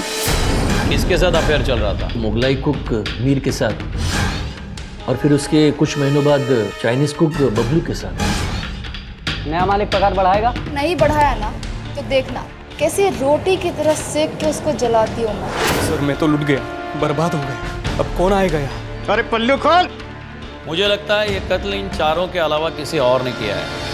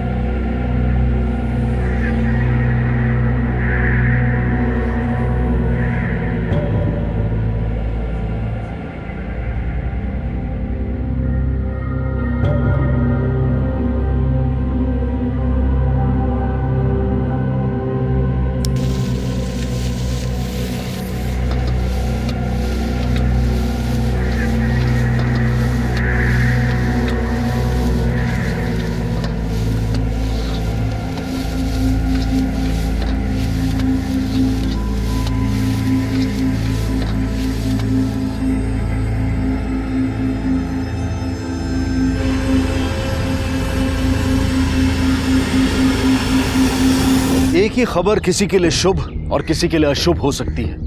एक ही जगह पर मिले लोगों के रास्ते अलग अलग हो सकते हैं। एक जिंदगी में आगे बढ़ रहा था और दूसरा अपनी मजबूरियों की वजह से जिंदगी में समझौता कर रहा था। अजीत सावंत, जिसने पाई पाई जोड़कर बहुत कम उम्र में अपना सपना पूरा किया था, ये होटल खरीदकर, और दूसरी तरफ शंकर सुरवे का सपना मजबूरियों की वजह से बिक चुका था। शंकर सुरवे की पत्नी को कुछ साल पहले ब्रेन स्ट्रोक और पैरालिसिस का अटैक आया था, जिसकी वजह से वो बिस्तर पर एक मरीज की जिंदगी जी रही थी, और शंकर उसे मरीज से सेहतमंद इंसान बनाने के लिए अपनी हर चीज दांव पर लगा रहा था, और उनमें से एक उसका ये सपना, ये होटल भी था। अजीत बहुत उत्साहित था इस होटल से जुड़े अपने कल को लेकर, उसकी काफी उम्मीदें टिकी थी इस पर। और दूसरी तरफ शंकर खुशी और दुख दोनों जज्बात के साथ आगे बढ़ा था।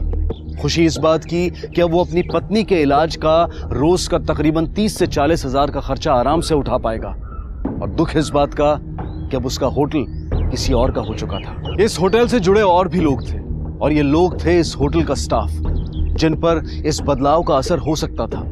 अब वो असर अच्छा होगा या बुरा होगा, यह भी कहना मुश्किल था।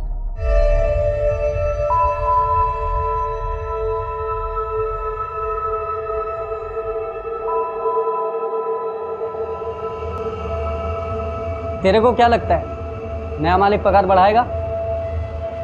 क्यों नहीं बढ़ाएगा? बढ़ाना पड़ेगा उसको। तूने बात की है क्या उसके साथ? अब इसमें बात करने वाली कौन सी बात है? ये हक है हमारा, बढ़ाना पड़ेगा उसको। और अगर नहीं बढ़ाया ना तो देखना कैसे रोटी की तरह सेक के उसको जलाती हूँ मैं। बढ़ाना तो पड़ेगा उसको।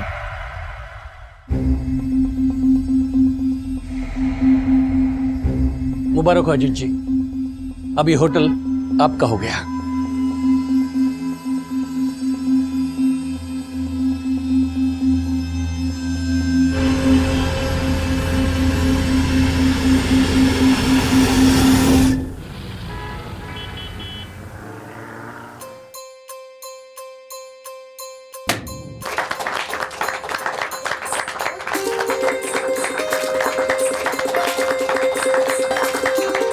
आई, बाबा, तुम्ही पहिले आज।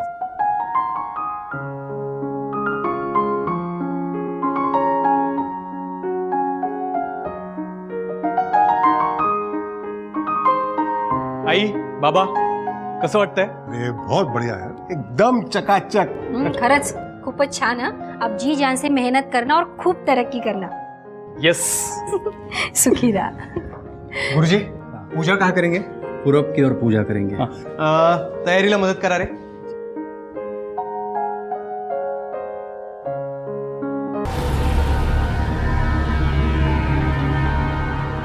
अरे ये क्या है?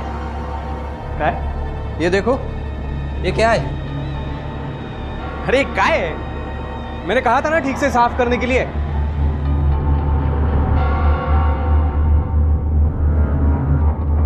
ये तो खून है. वो साहब, खून. खून?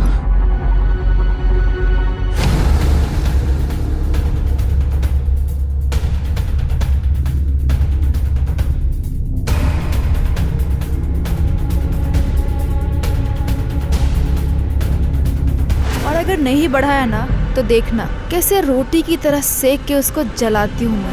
हमारे समाज में आज भी किसी भी नए काम की शुरुआत ईश्वर की आराधना, उनके निमंत्रण और आशीर्वाद के बिना नहीं की जाती. होटल के रसोई घर में एक औरत की लाश मिली थी, जिसे देखकर ही बताया जा सकता था कि किसी ने बड़ी बेरहमी से उसका कत्ल कर दिया था. आखिर कौन थी औरत और किसी ने उसे इतनी बेरहमी से क्यों मारा होगा? कौन इस औरत से इस कदर नाराज था, नफरत करता था और क्यों? इन सवालों के जवाब जानने के लिए हमें अतीत के पन्नों को टटोलना होगा, क्योंकि कोई भी जुर्म रातों रात पैदा नहीं होता है. जब कोई जुर्म होता है तो हमें सिर्फ इसका ऊपरी रूप दिखाई देता है, लेकिन उसकी जड़ें कहीं और ही निकलती हैं, और इन्हीं जड़ों की तलाश करने का काम पुलिस को करना था.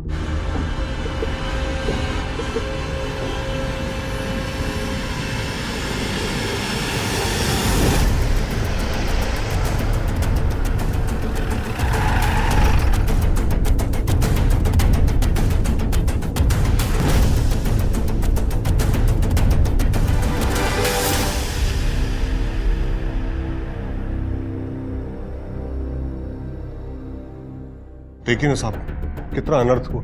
आज ही पूजा थी और वो औरत जिसका मर्डर हुआ है वो यहीं रहती थी?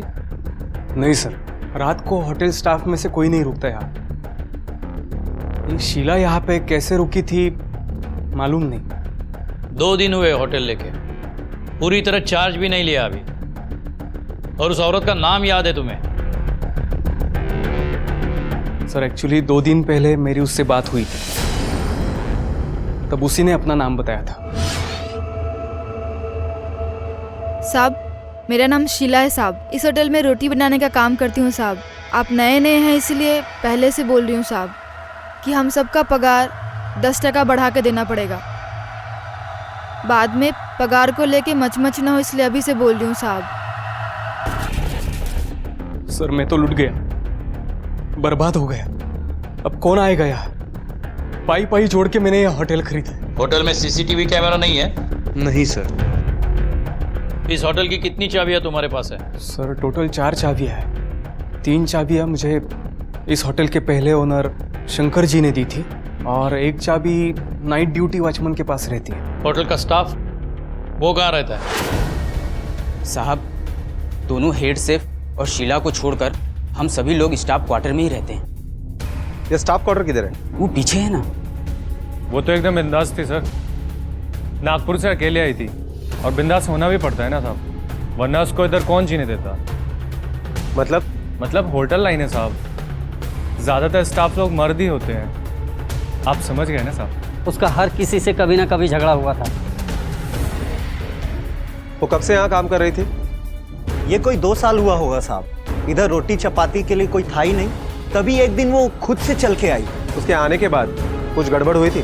गड़बड़ तो होनी थी साहब। इतने मर्दों के बीच में अकेली औरत के आने से जो हो सकता था वही हुआ।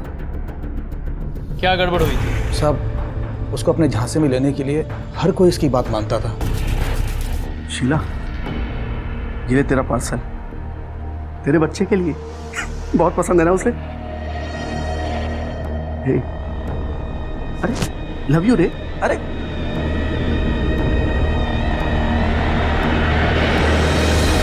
उसका बच्चा भी है?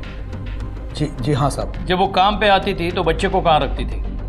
साहब, जब वो काम पर आती थी तो बच्चे को घर में ताला मारकर छोड़कर आती थी। मुझे उसका यहाँ का पता चाहिए, जल्दी। जी साहब।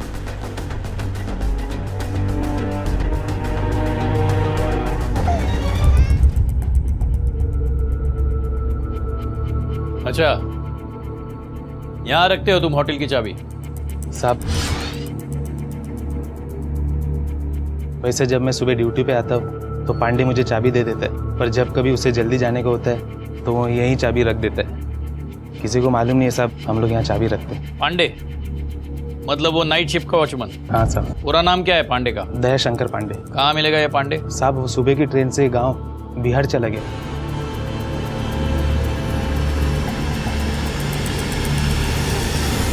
सर उसने मुझसे तो कोई छुट्टी नहीं मांगी थी, शायद इस होटल के पहले ओनर शंकर जी से उसने छुट्टी ली हो।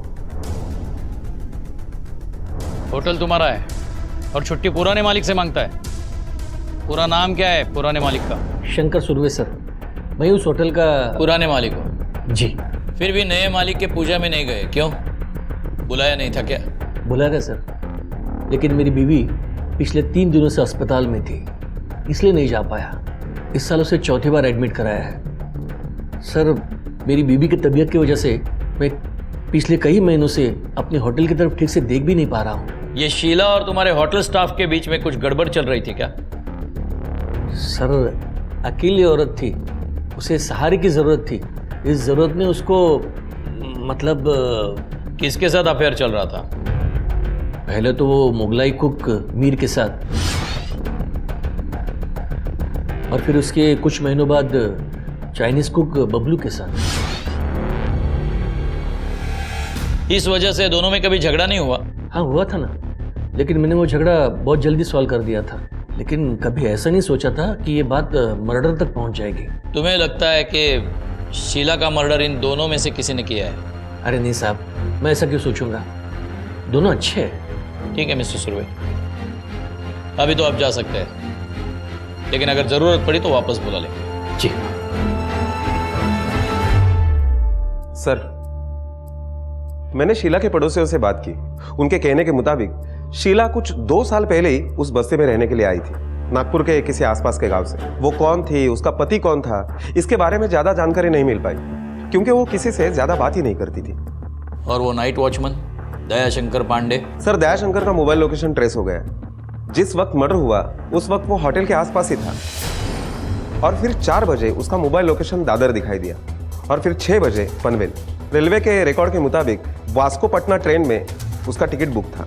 जिस दिन शीला का मर्डर हुआ था उसी दिन वो गांव चला गया। कुछ न कुछ तो कनेक्शन है। सर, बिल्कुल हो सकता है, क्योंकि शीला ने लगभग 10 महीने पहले इसी पुलिस स्टेशन में दयाशंकर के खिलाफ एक केस दर्ज की थी कि दयाशंकर ने उसे मॉलेस्ट करने की कोशिश की। इसका मतलब कुछ नहीं, काफी कुछ था। राणे, अपनी एक टीम बिहार भेजो और वो दयाशंकर पांडे का पार्सल ले आओ, और उन 2 हेड शेफ्स के बारे में होटल स्टाफ से बात करो। देखते हैं शीला और 2 शेफ्स में क्या पक रहा था। Okay sir.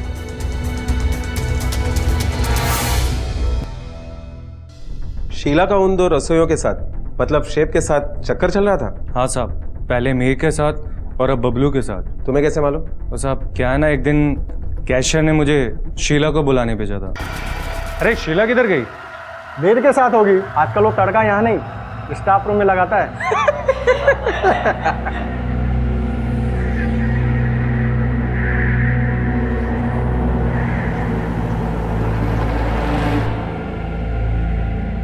अरे तू इधर है, वो कैशियर तेरे को बुला रहे हैं। एक कस्टमर ने बहुत तमाशा किया रोटी को लेके। चल।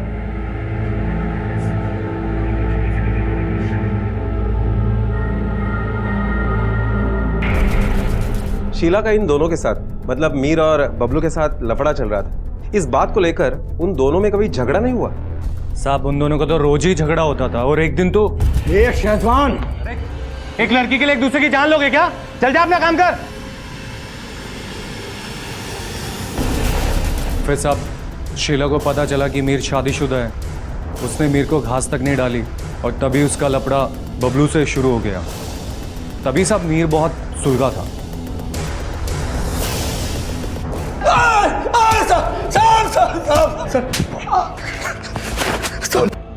साहब, मैंने कुछ नहीं किया, मैं सच बोल रहा हूँ साहब। सच कहाँ बोल रहा है तू?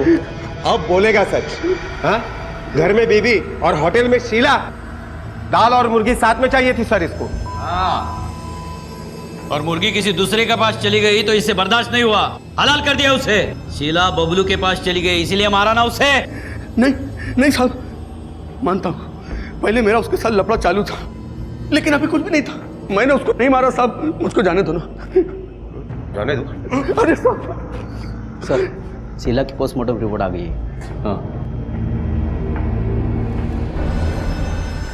देख मीर, 10 मिनट देता हूं तुझको, सोच ले। इसके बाद भी अगर सच नहीं बोला तो कहां कहां से सच उगलवा दूंगा, तू सोच भी नहीं सकता। सर, पोस्टमार्टम रिपोर्ट के मुताबिक शीला का कत्ल रात को 2 से 3 के बीच में हुआ, और जो चाकू हमने फिंगरप्रिंट्स के लिए भेजा है उस पर होटल के लगभग सभी लोगों के फिंगरप्रिंट्स हैं। इसका मतलब हाथ में कुछ नहीं लगा। राणे, ये शीला की कहानी भी कुछ सीधी नहीं है।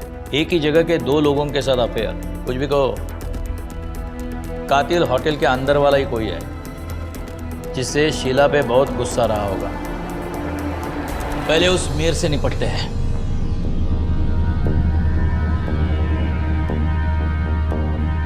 सोच लिया सच बोलने का, या मैं बुलवाऊं?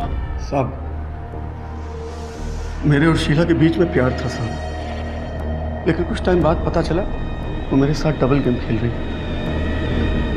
उसका बबलू के साथ भी लफड़ा चालू था साहब। फिर एक दिन मैं उससे जाकर डायरेक्ट पूछ लिया, शीला सुन, ए शीला, अरे बात सुना, ए शीला, हेड़ा समझी क्या मेरे को? है? मेरे को सब पता चल गया है। तेरा वो शेजवान बबलू के साथ जो लफड़ा चल रहा है ना, उसे बंद कर दे। देख, प्यार करता हूँ तेरे से, इसलिए समझा रहा हूँ तेरे को। मुझे मत सिखा तू। हाँ, रुक। क्या रुक? ये देख, तू अपनी बीवी को धोखा देके मेरे साथ ओवर टाइम कर रहा है। मेरे को झूठ बोला तू, मेरे को सब पता चल गया है। हाँ, अब मैं तेरे झांसे में नहीं आने वाली। चल निकल यहाँ से। हाँ, हुई है शादी, बहुत शानी बन रही है ना। बहुत हुआ तेरा। मैं मेरी औकात पे आ गया ना तो तुझे दिखाऊंगा। चल निकल रे, अगर ये जाके तेरी बीबी को दिखाया ना, तेरा भारी और कम ना सब यही निकल जाएगा। चलो अभी निकल। शीला तेरी पोल पट्टी तेरे बीवी के सामने न खोले इसलिए तूने उसे मारा? नहीं नहीं नहीं साहब, अरे मैं उसके बाद तो उससे मिला तक नहीं, वो तो मैंने गुस्से में बोल दिया था साहब।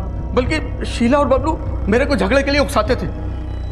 शीला पे मेरे को गुस्सा था और बबलू मेरी खोपड़ी में जाता था, लेकिन उसके बाद भी मैंने उनके साथ झगड़ा नहीं किया साहब मैं होटल के पास ही रहता हूँ, शीला के साथ मेरा कोई सीन नहीं है। साहब मैं सच बोल रहा हूँ, वो तो मीर के साथ, मतलब मीर मेरे को फंसाने के लिए झूठ बोल रहा है।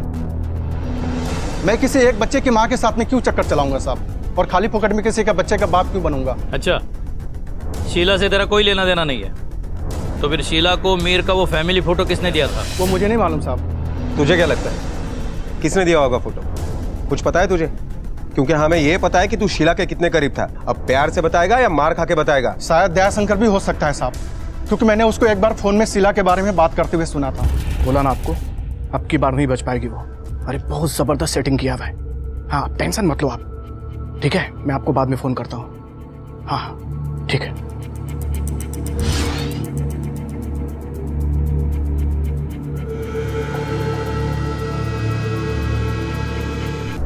वो किधर फंसाने की बात कर रहा था साहब, वो तो मुझे नहीं मालूम, लेकिन मुझे लगता है इसमें उसी का हाथ है।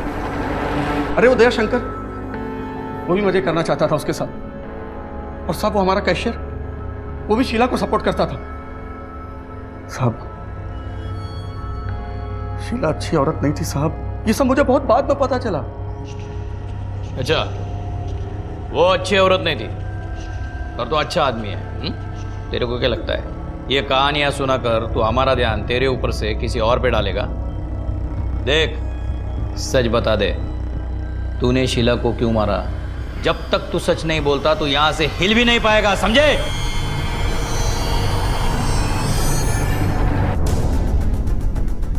सर हो सकता है ये मीर सच बोल रहा हो, क्योंकि जिस रात कत्ल हुआ उस रात उसका मोबाइल लोकेशन होटल के आसपास बिल्कुल नहीं था। या फिर ये भी हो सकता है कि उसने मोबाइल घर पे ही छोड़ा हो। बाकी लोगों की मोबाइल लोकेशन चेक की तुमने? Yes sir, Ajit Sawant.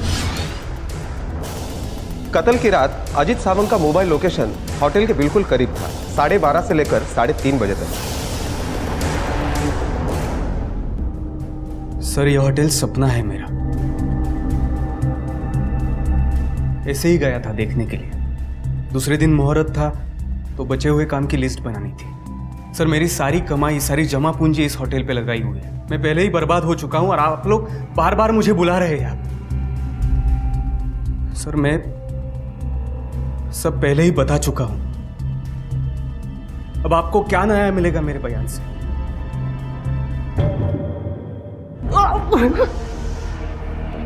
कोई फायदा नहीं उठाया साहब मैंने उसका, मां कसम सही बोल रहा हूँ साहब। सच बोल रहा है तो शीला ने तेरे खिलाफ कंप्लेंट क्यों की थी? मालिक ने बोला था कि उसका रोज तलाशी लेता जाते हुए। चल कौन?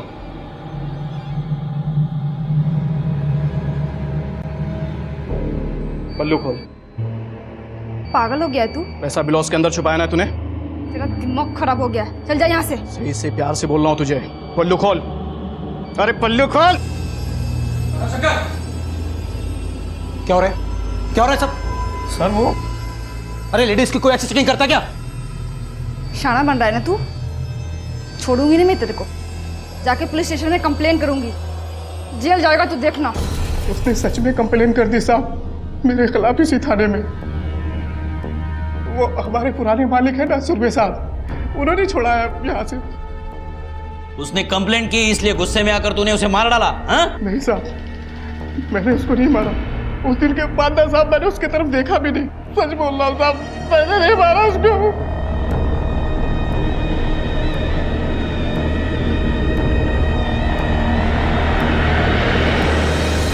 सर दयाशंकर सच बोल रहा है, मैंने बिहार पुलिस से पता लगाया, इसके घर में सच में बच्चे का नामकरण था और इसलिए वो गांव गया था। राणे अगर ये सच बोल रहा है फिर भी हमें उस पर नजर रखनी पड़ेगी, क्योंकि उसकी ट्रेन और कत्ल के बीच में काफी समय था। यह भी हो सकता है कि कत्ल करने के बाद वो स्टेशन चला गया हो। इसी के साथ उस बबलू पर भी हमें नजर रखनी चाहिए। एक कहावत है कि मार के बाद सिर्फ पुकार बचती है, और पुकार से वो इंसान कभी लौटकर नहीं आ सकता जो जा चुका है। शीला अब कभी वापस नहीं आने वाली थी। उसका नन्हा सा बेटा इस बात से अनजान था कि उसकी माँ अब कभी नहीं लौटेगी। वो इतनी कम उम्र का है कि शायद उसे मौत शब्द का मतलब भी नहीं पता होगा। शीला के कत्ल के केस में पुलिस ने पहले होटल के रसोइये से और फिर वॉचमैन दयाशंकर से पूछताछ की। कुछ परतें जरूर खुली, लेकिन अब तक कोई सिरा हाथ नहीं लगा था। अजीत और बबलू भी संदिग्ध थे, लेकिन इनमें से कौन था शीला का कातिल, या फिर कोई और भी था जिसकी तरफ पुलिस ने अभी अपना रुख नहीं किया था। पर एक अकेली औरत की किसी से ऐसी क्या दुश्मनी थी कि उसकी जान ही ले ली गई। पुलिस की कार्रवाई में हर इंसान के कई चेहरे, कई चरित्र नजर आ रहे थे। हर एक के चेहरे पर एक मुखौटा चढ़ा हुआ था और पुलिस ने अब हर एक के चेहरे से उस मुखौटे को उतार कर फेंकने की ठान ली। पुलिस की फेहरिस्त में कुछ और नाम भी जुड़े और जिनका सच कुछ और ही साबित होने वाला था। तूने कहा था कि तू होटल के पास ही रहता है, लेकिन तेरे घर का मोबाइल टावर और होटल का मोबाइल टावर अलग अलग है। मतलब उस रात तू होटल की तरफ गया था। अब सच बता, इतनी रात को क्या करने गया था तू वहां? कुछ नहीं साहब, कुछ नहीं साहब, सच बोल रहा हूँ साहब। मेरा और शीला का प्लान था। पक गया हूं मैं दूसरे के पास में काम करते करते। तू टेंशन काहे को ले रहा है? मैं है ना। अच्छा बोल, तुझे ये चाइनीज दुकान खोलने के लिए कितना पैसे चाहिए? पिछली बार खोला था, कुछ 90,000 के आसपास लगा था। तो ठीक है, तू जा तैयारी कर दुकान खोलने की, मैं देती तेरे को पैसा। 9,000 नहीं, 90,000 बोला हूँ। कहाँ से लेके आएगी तू इतने पैसे? मैं बोल रही है ना कि मैं लेके आएगी। और वैसे भी हम दोनों ना ये दूसरों की नौकरी नहीं करेंगे। तू एक काम कर, तू ना आज रात 2 बजे होटल के बाहर मिल मुझे, मैं लाके देती है तेरे को पैसे। उधर गया तो मैं नए मालिक की गाड़ी देखा, वो खुद में ही कुछ बड़बड़ा रहे थे। फिर मेरे को याद आया, शीला तो मेरे घर पे भी आ सकती है। मेरे को डर था कि वो नया मालिक कहीं मेरे को देखेगा तो क्या बोलेगा। फिर मैं घर पे चला गया। पिछली बार भी तूने सच बोल रहा हूँ कह के झूठी बोला था। अब इस बार कैसे यकीन करूं कि तू सच बोल रहा है? साहब, इस बार सच बोल रहा हूँ। मैं डर गया था साहब, यकीन करो मेरा, मैंने कुछ नहीं किया साहब। आप मुझे जाने दो। जब तक तू पूरा सच नहीं बताएगा ना, यहीं सड़ेगा, समझा?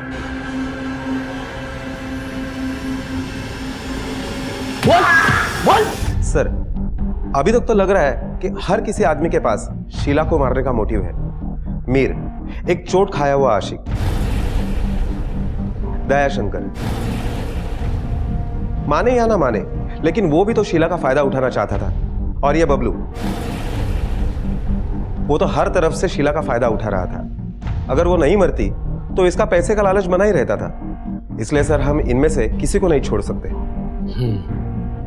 राणे, ये नंबर लो और इसकी डिटेल्स निकालो और अजीत सावंत को बुलाओ, क्योंकि उसकी वजह विश्वास करने लायक नहीं है कि आधी रात को वो वहां बैठकर हिसाब लगा रहा था। Okay sir. बताता हूँ, सब सच बताता हूँ। उस रात मैं वहां गया था। Cheers! अर्चना, मेरे सपनों का सेलिब्रेशन मेरे इस नए होटल के सामने बैठ के करते हैं।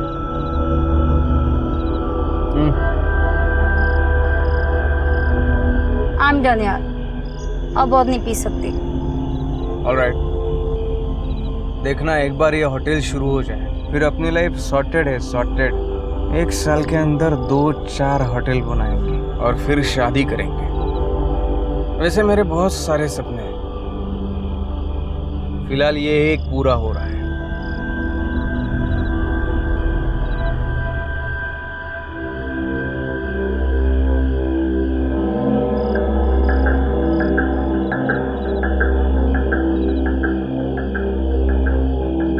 साढ़े 4 हो गए।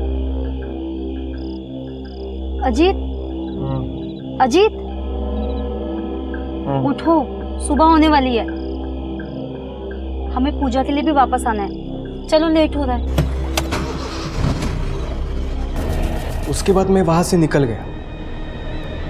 मैं सच कह रहा हूं साहब।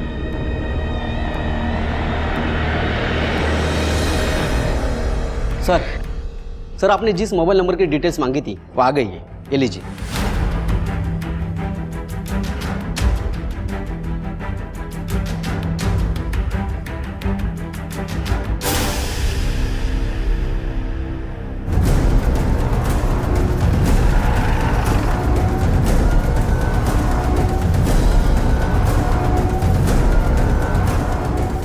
सर क्या ढूंढ रहे हैं आप?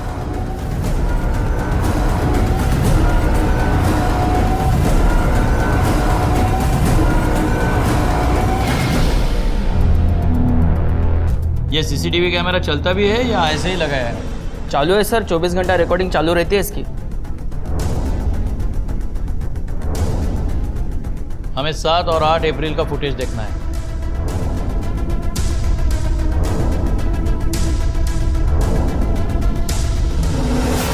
पॉज करना, जूम करो जरा, बस प्ले करना भी।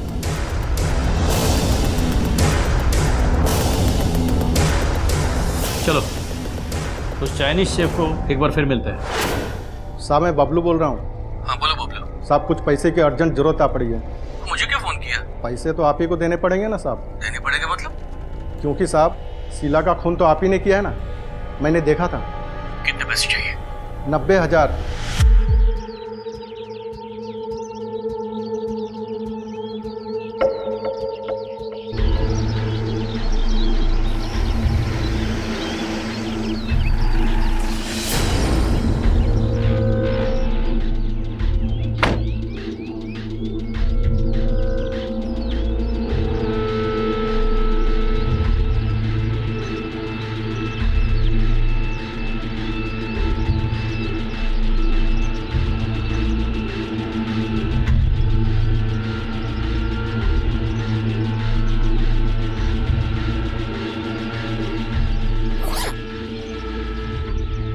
इसमें पूरे 90,000 है।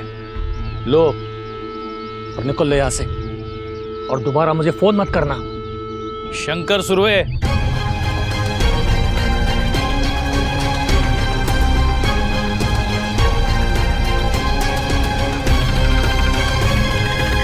जेल में ये क्या, और कोई तुम्हें फोन नहीं कर पाएगा। तेरी बीवी हॉस्पिटल में थी, तेरी बहन ने कितनी बार तुझे फोन किया, लेकिन तुम फोन बंद करके आराम से सो रहे थे। बाद में 1:45 को तुम घर से निकले। अब आगे तुम बताओ। हाँ सर मैं निकला था, लेकिन हॉस्पिटल जाने के लिए, और फिर फोन पे बातें करते करते। हॉस्पिटल तुम्हारे घर से राइट पे था, तुम लेफ्ट को मुड़े थे। लेफ्ट को तुम्हारा होटल है। नहीं सर, मैंने राइट को ही टर्न मारा। अगर तुम राइट को टर्न करते तो तुम रॉन्ग नहीं होते। ऐसे नहीं मानोगे तुम। रिका में इसे जरा इसकी फिल्म दिखाओ। देखो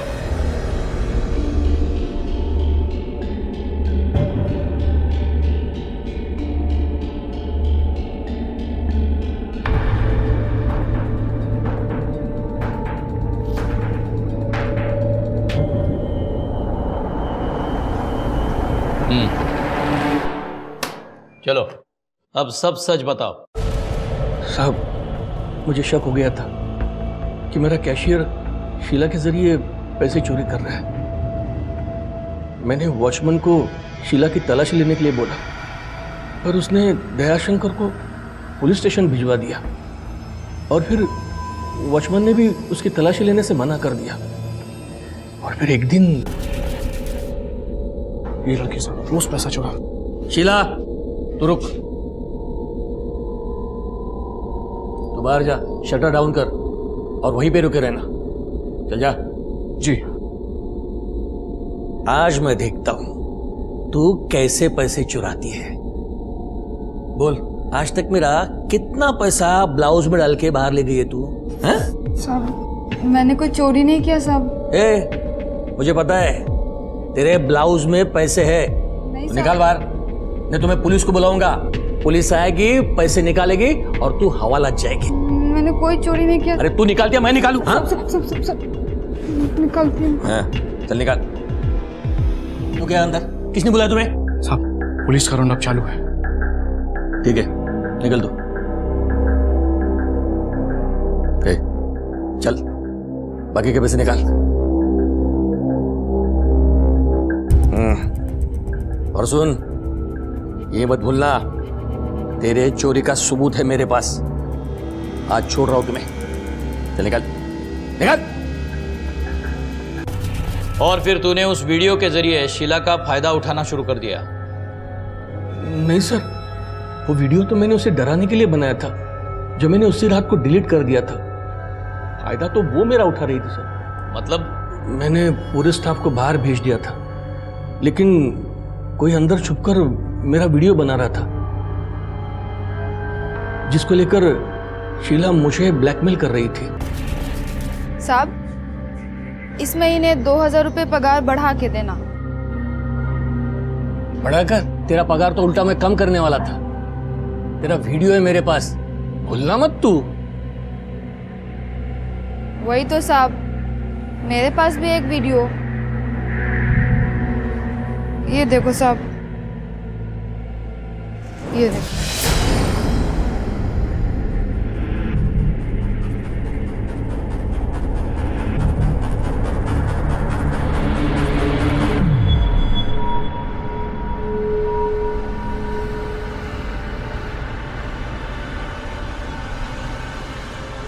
अब बराबर समझ में आया ना साहब, पगार बढ़ाने का। नहीं तो ये वीडियो है ना, आपकी पत्नी को अस्पताल में जाके दिखा दूंगी मैं। उसके बाद उसको इलाज की ज़रूरत ही नहीं पड़ेगी, है ना साहब? उसके बाद तो शीला हर दिन कोई नई फरमाइश लेके आती। मैंने उसकी सारी फरमाइशें पूरी की सर, पर एक दिन तो उसने हाथ ही कर दी। मुझसे 2 लाख मांगने लगे। 2 लाख? पागल हो गए क्या? अरे कहां से लाऊंगा मैं 2 लाख? अरे साहब, एकदम सिंपल है। होटल बेच रहे हैं ना आप, तो पैसे आएंगे, इसमें से दे देना। होटल में तुम्हारे लिए नहीं, अपने बीबी के इलाज के लिए बेच रहा हूँ। तो आप पैसे नहीं देंगे तो ठीक है, तो वो वीडियो जो है ना साहब, जाके आपके बीवी को दिखा देती हूँ। उसके बाद तो आपको होटल भी बेचने की कोई ज़रूरत नहीं होगी, क्योंकि उसके बाद आपकी बीवी सीधे भगवान के पास जाएगी। अच्छा आइडिया है ना साहब? पैसे तो आपको देने ही पड़ेंगे। होटल बिक चुका था। अगले दिन अजीत टेक ओवर करने वाला था। मुझे पता था ये औरत मुझे ऐसे नहीं छोड़ेगी। मैंने उसे होटल बुला लिया। दयाशंकर छुट्टी पे था, इसलिए उस दिन रात को कोई होटल में नहीं था। अंदर जाने के लिए चाबी कहाँ से मिली? मेरे पास होटल के पिछले दरवाजे की डुप्लीकेट चाबी थी। मैं होटल पहुंचा, वो वही खड़ी थी। मैं उसे लेकर अंदर चला गया। सब पैसे लाए? पैसे किचन में रखे। होटल तो आपने बेच दिया है, तो पैसे किचन में कैसे? मैंने छुपा के रखे, मैं अभी लेकर आता हूँ। बहुत सियाने हो साहब आप, जल्दी आना।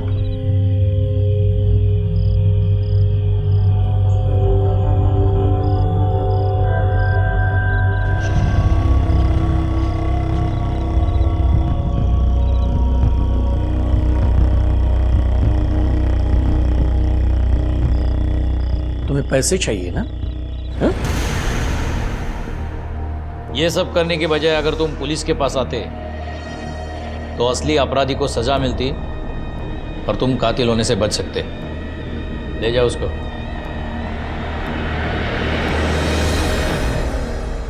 द्वेष, ईर्ष्या, प्यार, घृणा, ये ऐसे भाव हैं जो हर इंसान में पाए जाते हैं। अवसरवाद भी ऐसा एक भाव है, और उसकी गिरफ्त में आना बहुत आसान है, क्योंकि ये हमें मौका देता है आगे बढ़ने का। अवसरवादी होना कोई बुरी बात नहीं है, लेकिन उसकी भी अपनी कुछ सीमाएं होती हैं, कुछ उसूल होते हैं। किसी को गिराकर, किसी की मजबूरी का फायदा उठाकर इंसान कभी आगे नहीं बढ़ सकता। शीला एक गरीब और अकेली औरत थी, और हर आदमी को ऐसा लगता था कि वो एक लावारिस वस्तु की तरह उसकी हो सकती है। वहीं दूसरी तरफ शीला ने भी अपने इस अकेलेपन और औरत होने का गलत फायदा उठाना चाहा, और इसी अवसरवाद ने उसकी जान ले ली और उसके मासूम बेटे को अनाथ आश्रम पहुंचा दिया। शंकर ने गलती की, एक गलत तरीके से अपने होटल में होने वाली चोरी को रोकने की। अगर उसे शीला की सच्चाई पता थी तो वो उसे नौकरी से निकाल सकता था, चोरी के इल्जाम में उसे पुलिस के हवाले कर सकता था। पर नौबत यहां तक आ गई कि शीला शंकर को ब्लैकमेल करने लगी। अगर शंकर तब भी पुलिस की मदद लेता तो भी वो खूनी बनने से बच सकता था, और उसकी पत्नी, जिसे इलाज के पैसों के साथ साथ अपने पति के साथ की भी जरूरत थी, वो उसके साथ से महरूम होने से बच जाती। शंकर सुरवे को शीला के कत्ल के लिए आईपीसी की धारा 302 के तहत हत्या के लिए और धारा 201 के तहत उम्र कैद की सजा सुनाई गई। शीला के बेटे को अनाथ आश्रम भेज दिया गया। अजीत अपना होटल चलाने में व्यस्त हो गया और मीर, बबलू और कैशियर जैसे लोग अपने अफसरवादी होने पर जरा भी शर्मिंदा नहीं हुए। बबूल का पेड़ लगाकर यह उम्मीद करना कि उसमें फूल उगेंगे, ये किसी पागलपन से कम नहीं है। इंसान को अपने आप को ऐसे पागलपन से, ऐसे वहम से दूर रखना चाहिए। नाजायज शुरुआत का अंत कभी जायज नहीं हो सकता और ना ही शंकर की तरह मुश्किल को चुपके से सुलझाने की कोशिश करनी चाहिए। खराब परिस्थिति, खराब लोग, खराब वाकये, इनमें फर्क करना हमें आना चाहिए कि क्या हमारा निजी मामला है और क्या चीज उस निजी मामले को कानून की हद में ले जा सकती है। इसी के साथ मैं अनूप सोनी अब आपसे विदा लेता हूं। फिर मुलाकात होगी अगले एपिसोड में एक और चौंका देने वाले केस के साथ। तब तक अपना और अपने परिवार का ख्याल रखें और देखते रहें क्राइम पेट्रोल डायल 100। सबक एक को सीख हम सबको। जय हिंद। क्राइम पेट्रोल के और भी दिलचस्प कहानी देखने के लिए हमारे चैनल को सब्सक्राइब करें और बेल आइकॉन दबाना न भूलें।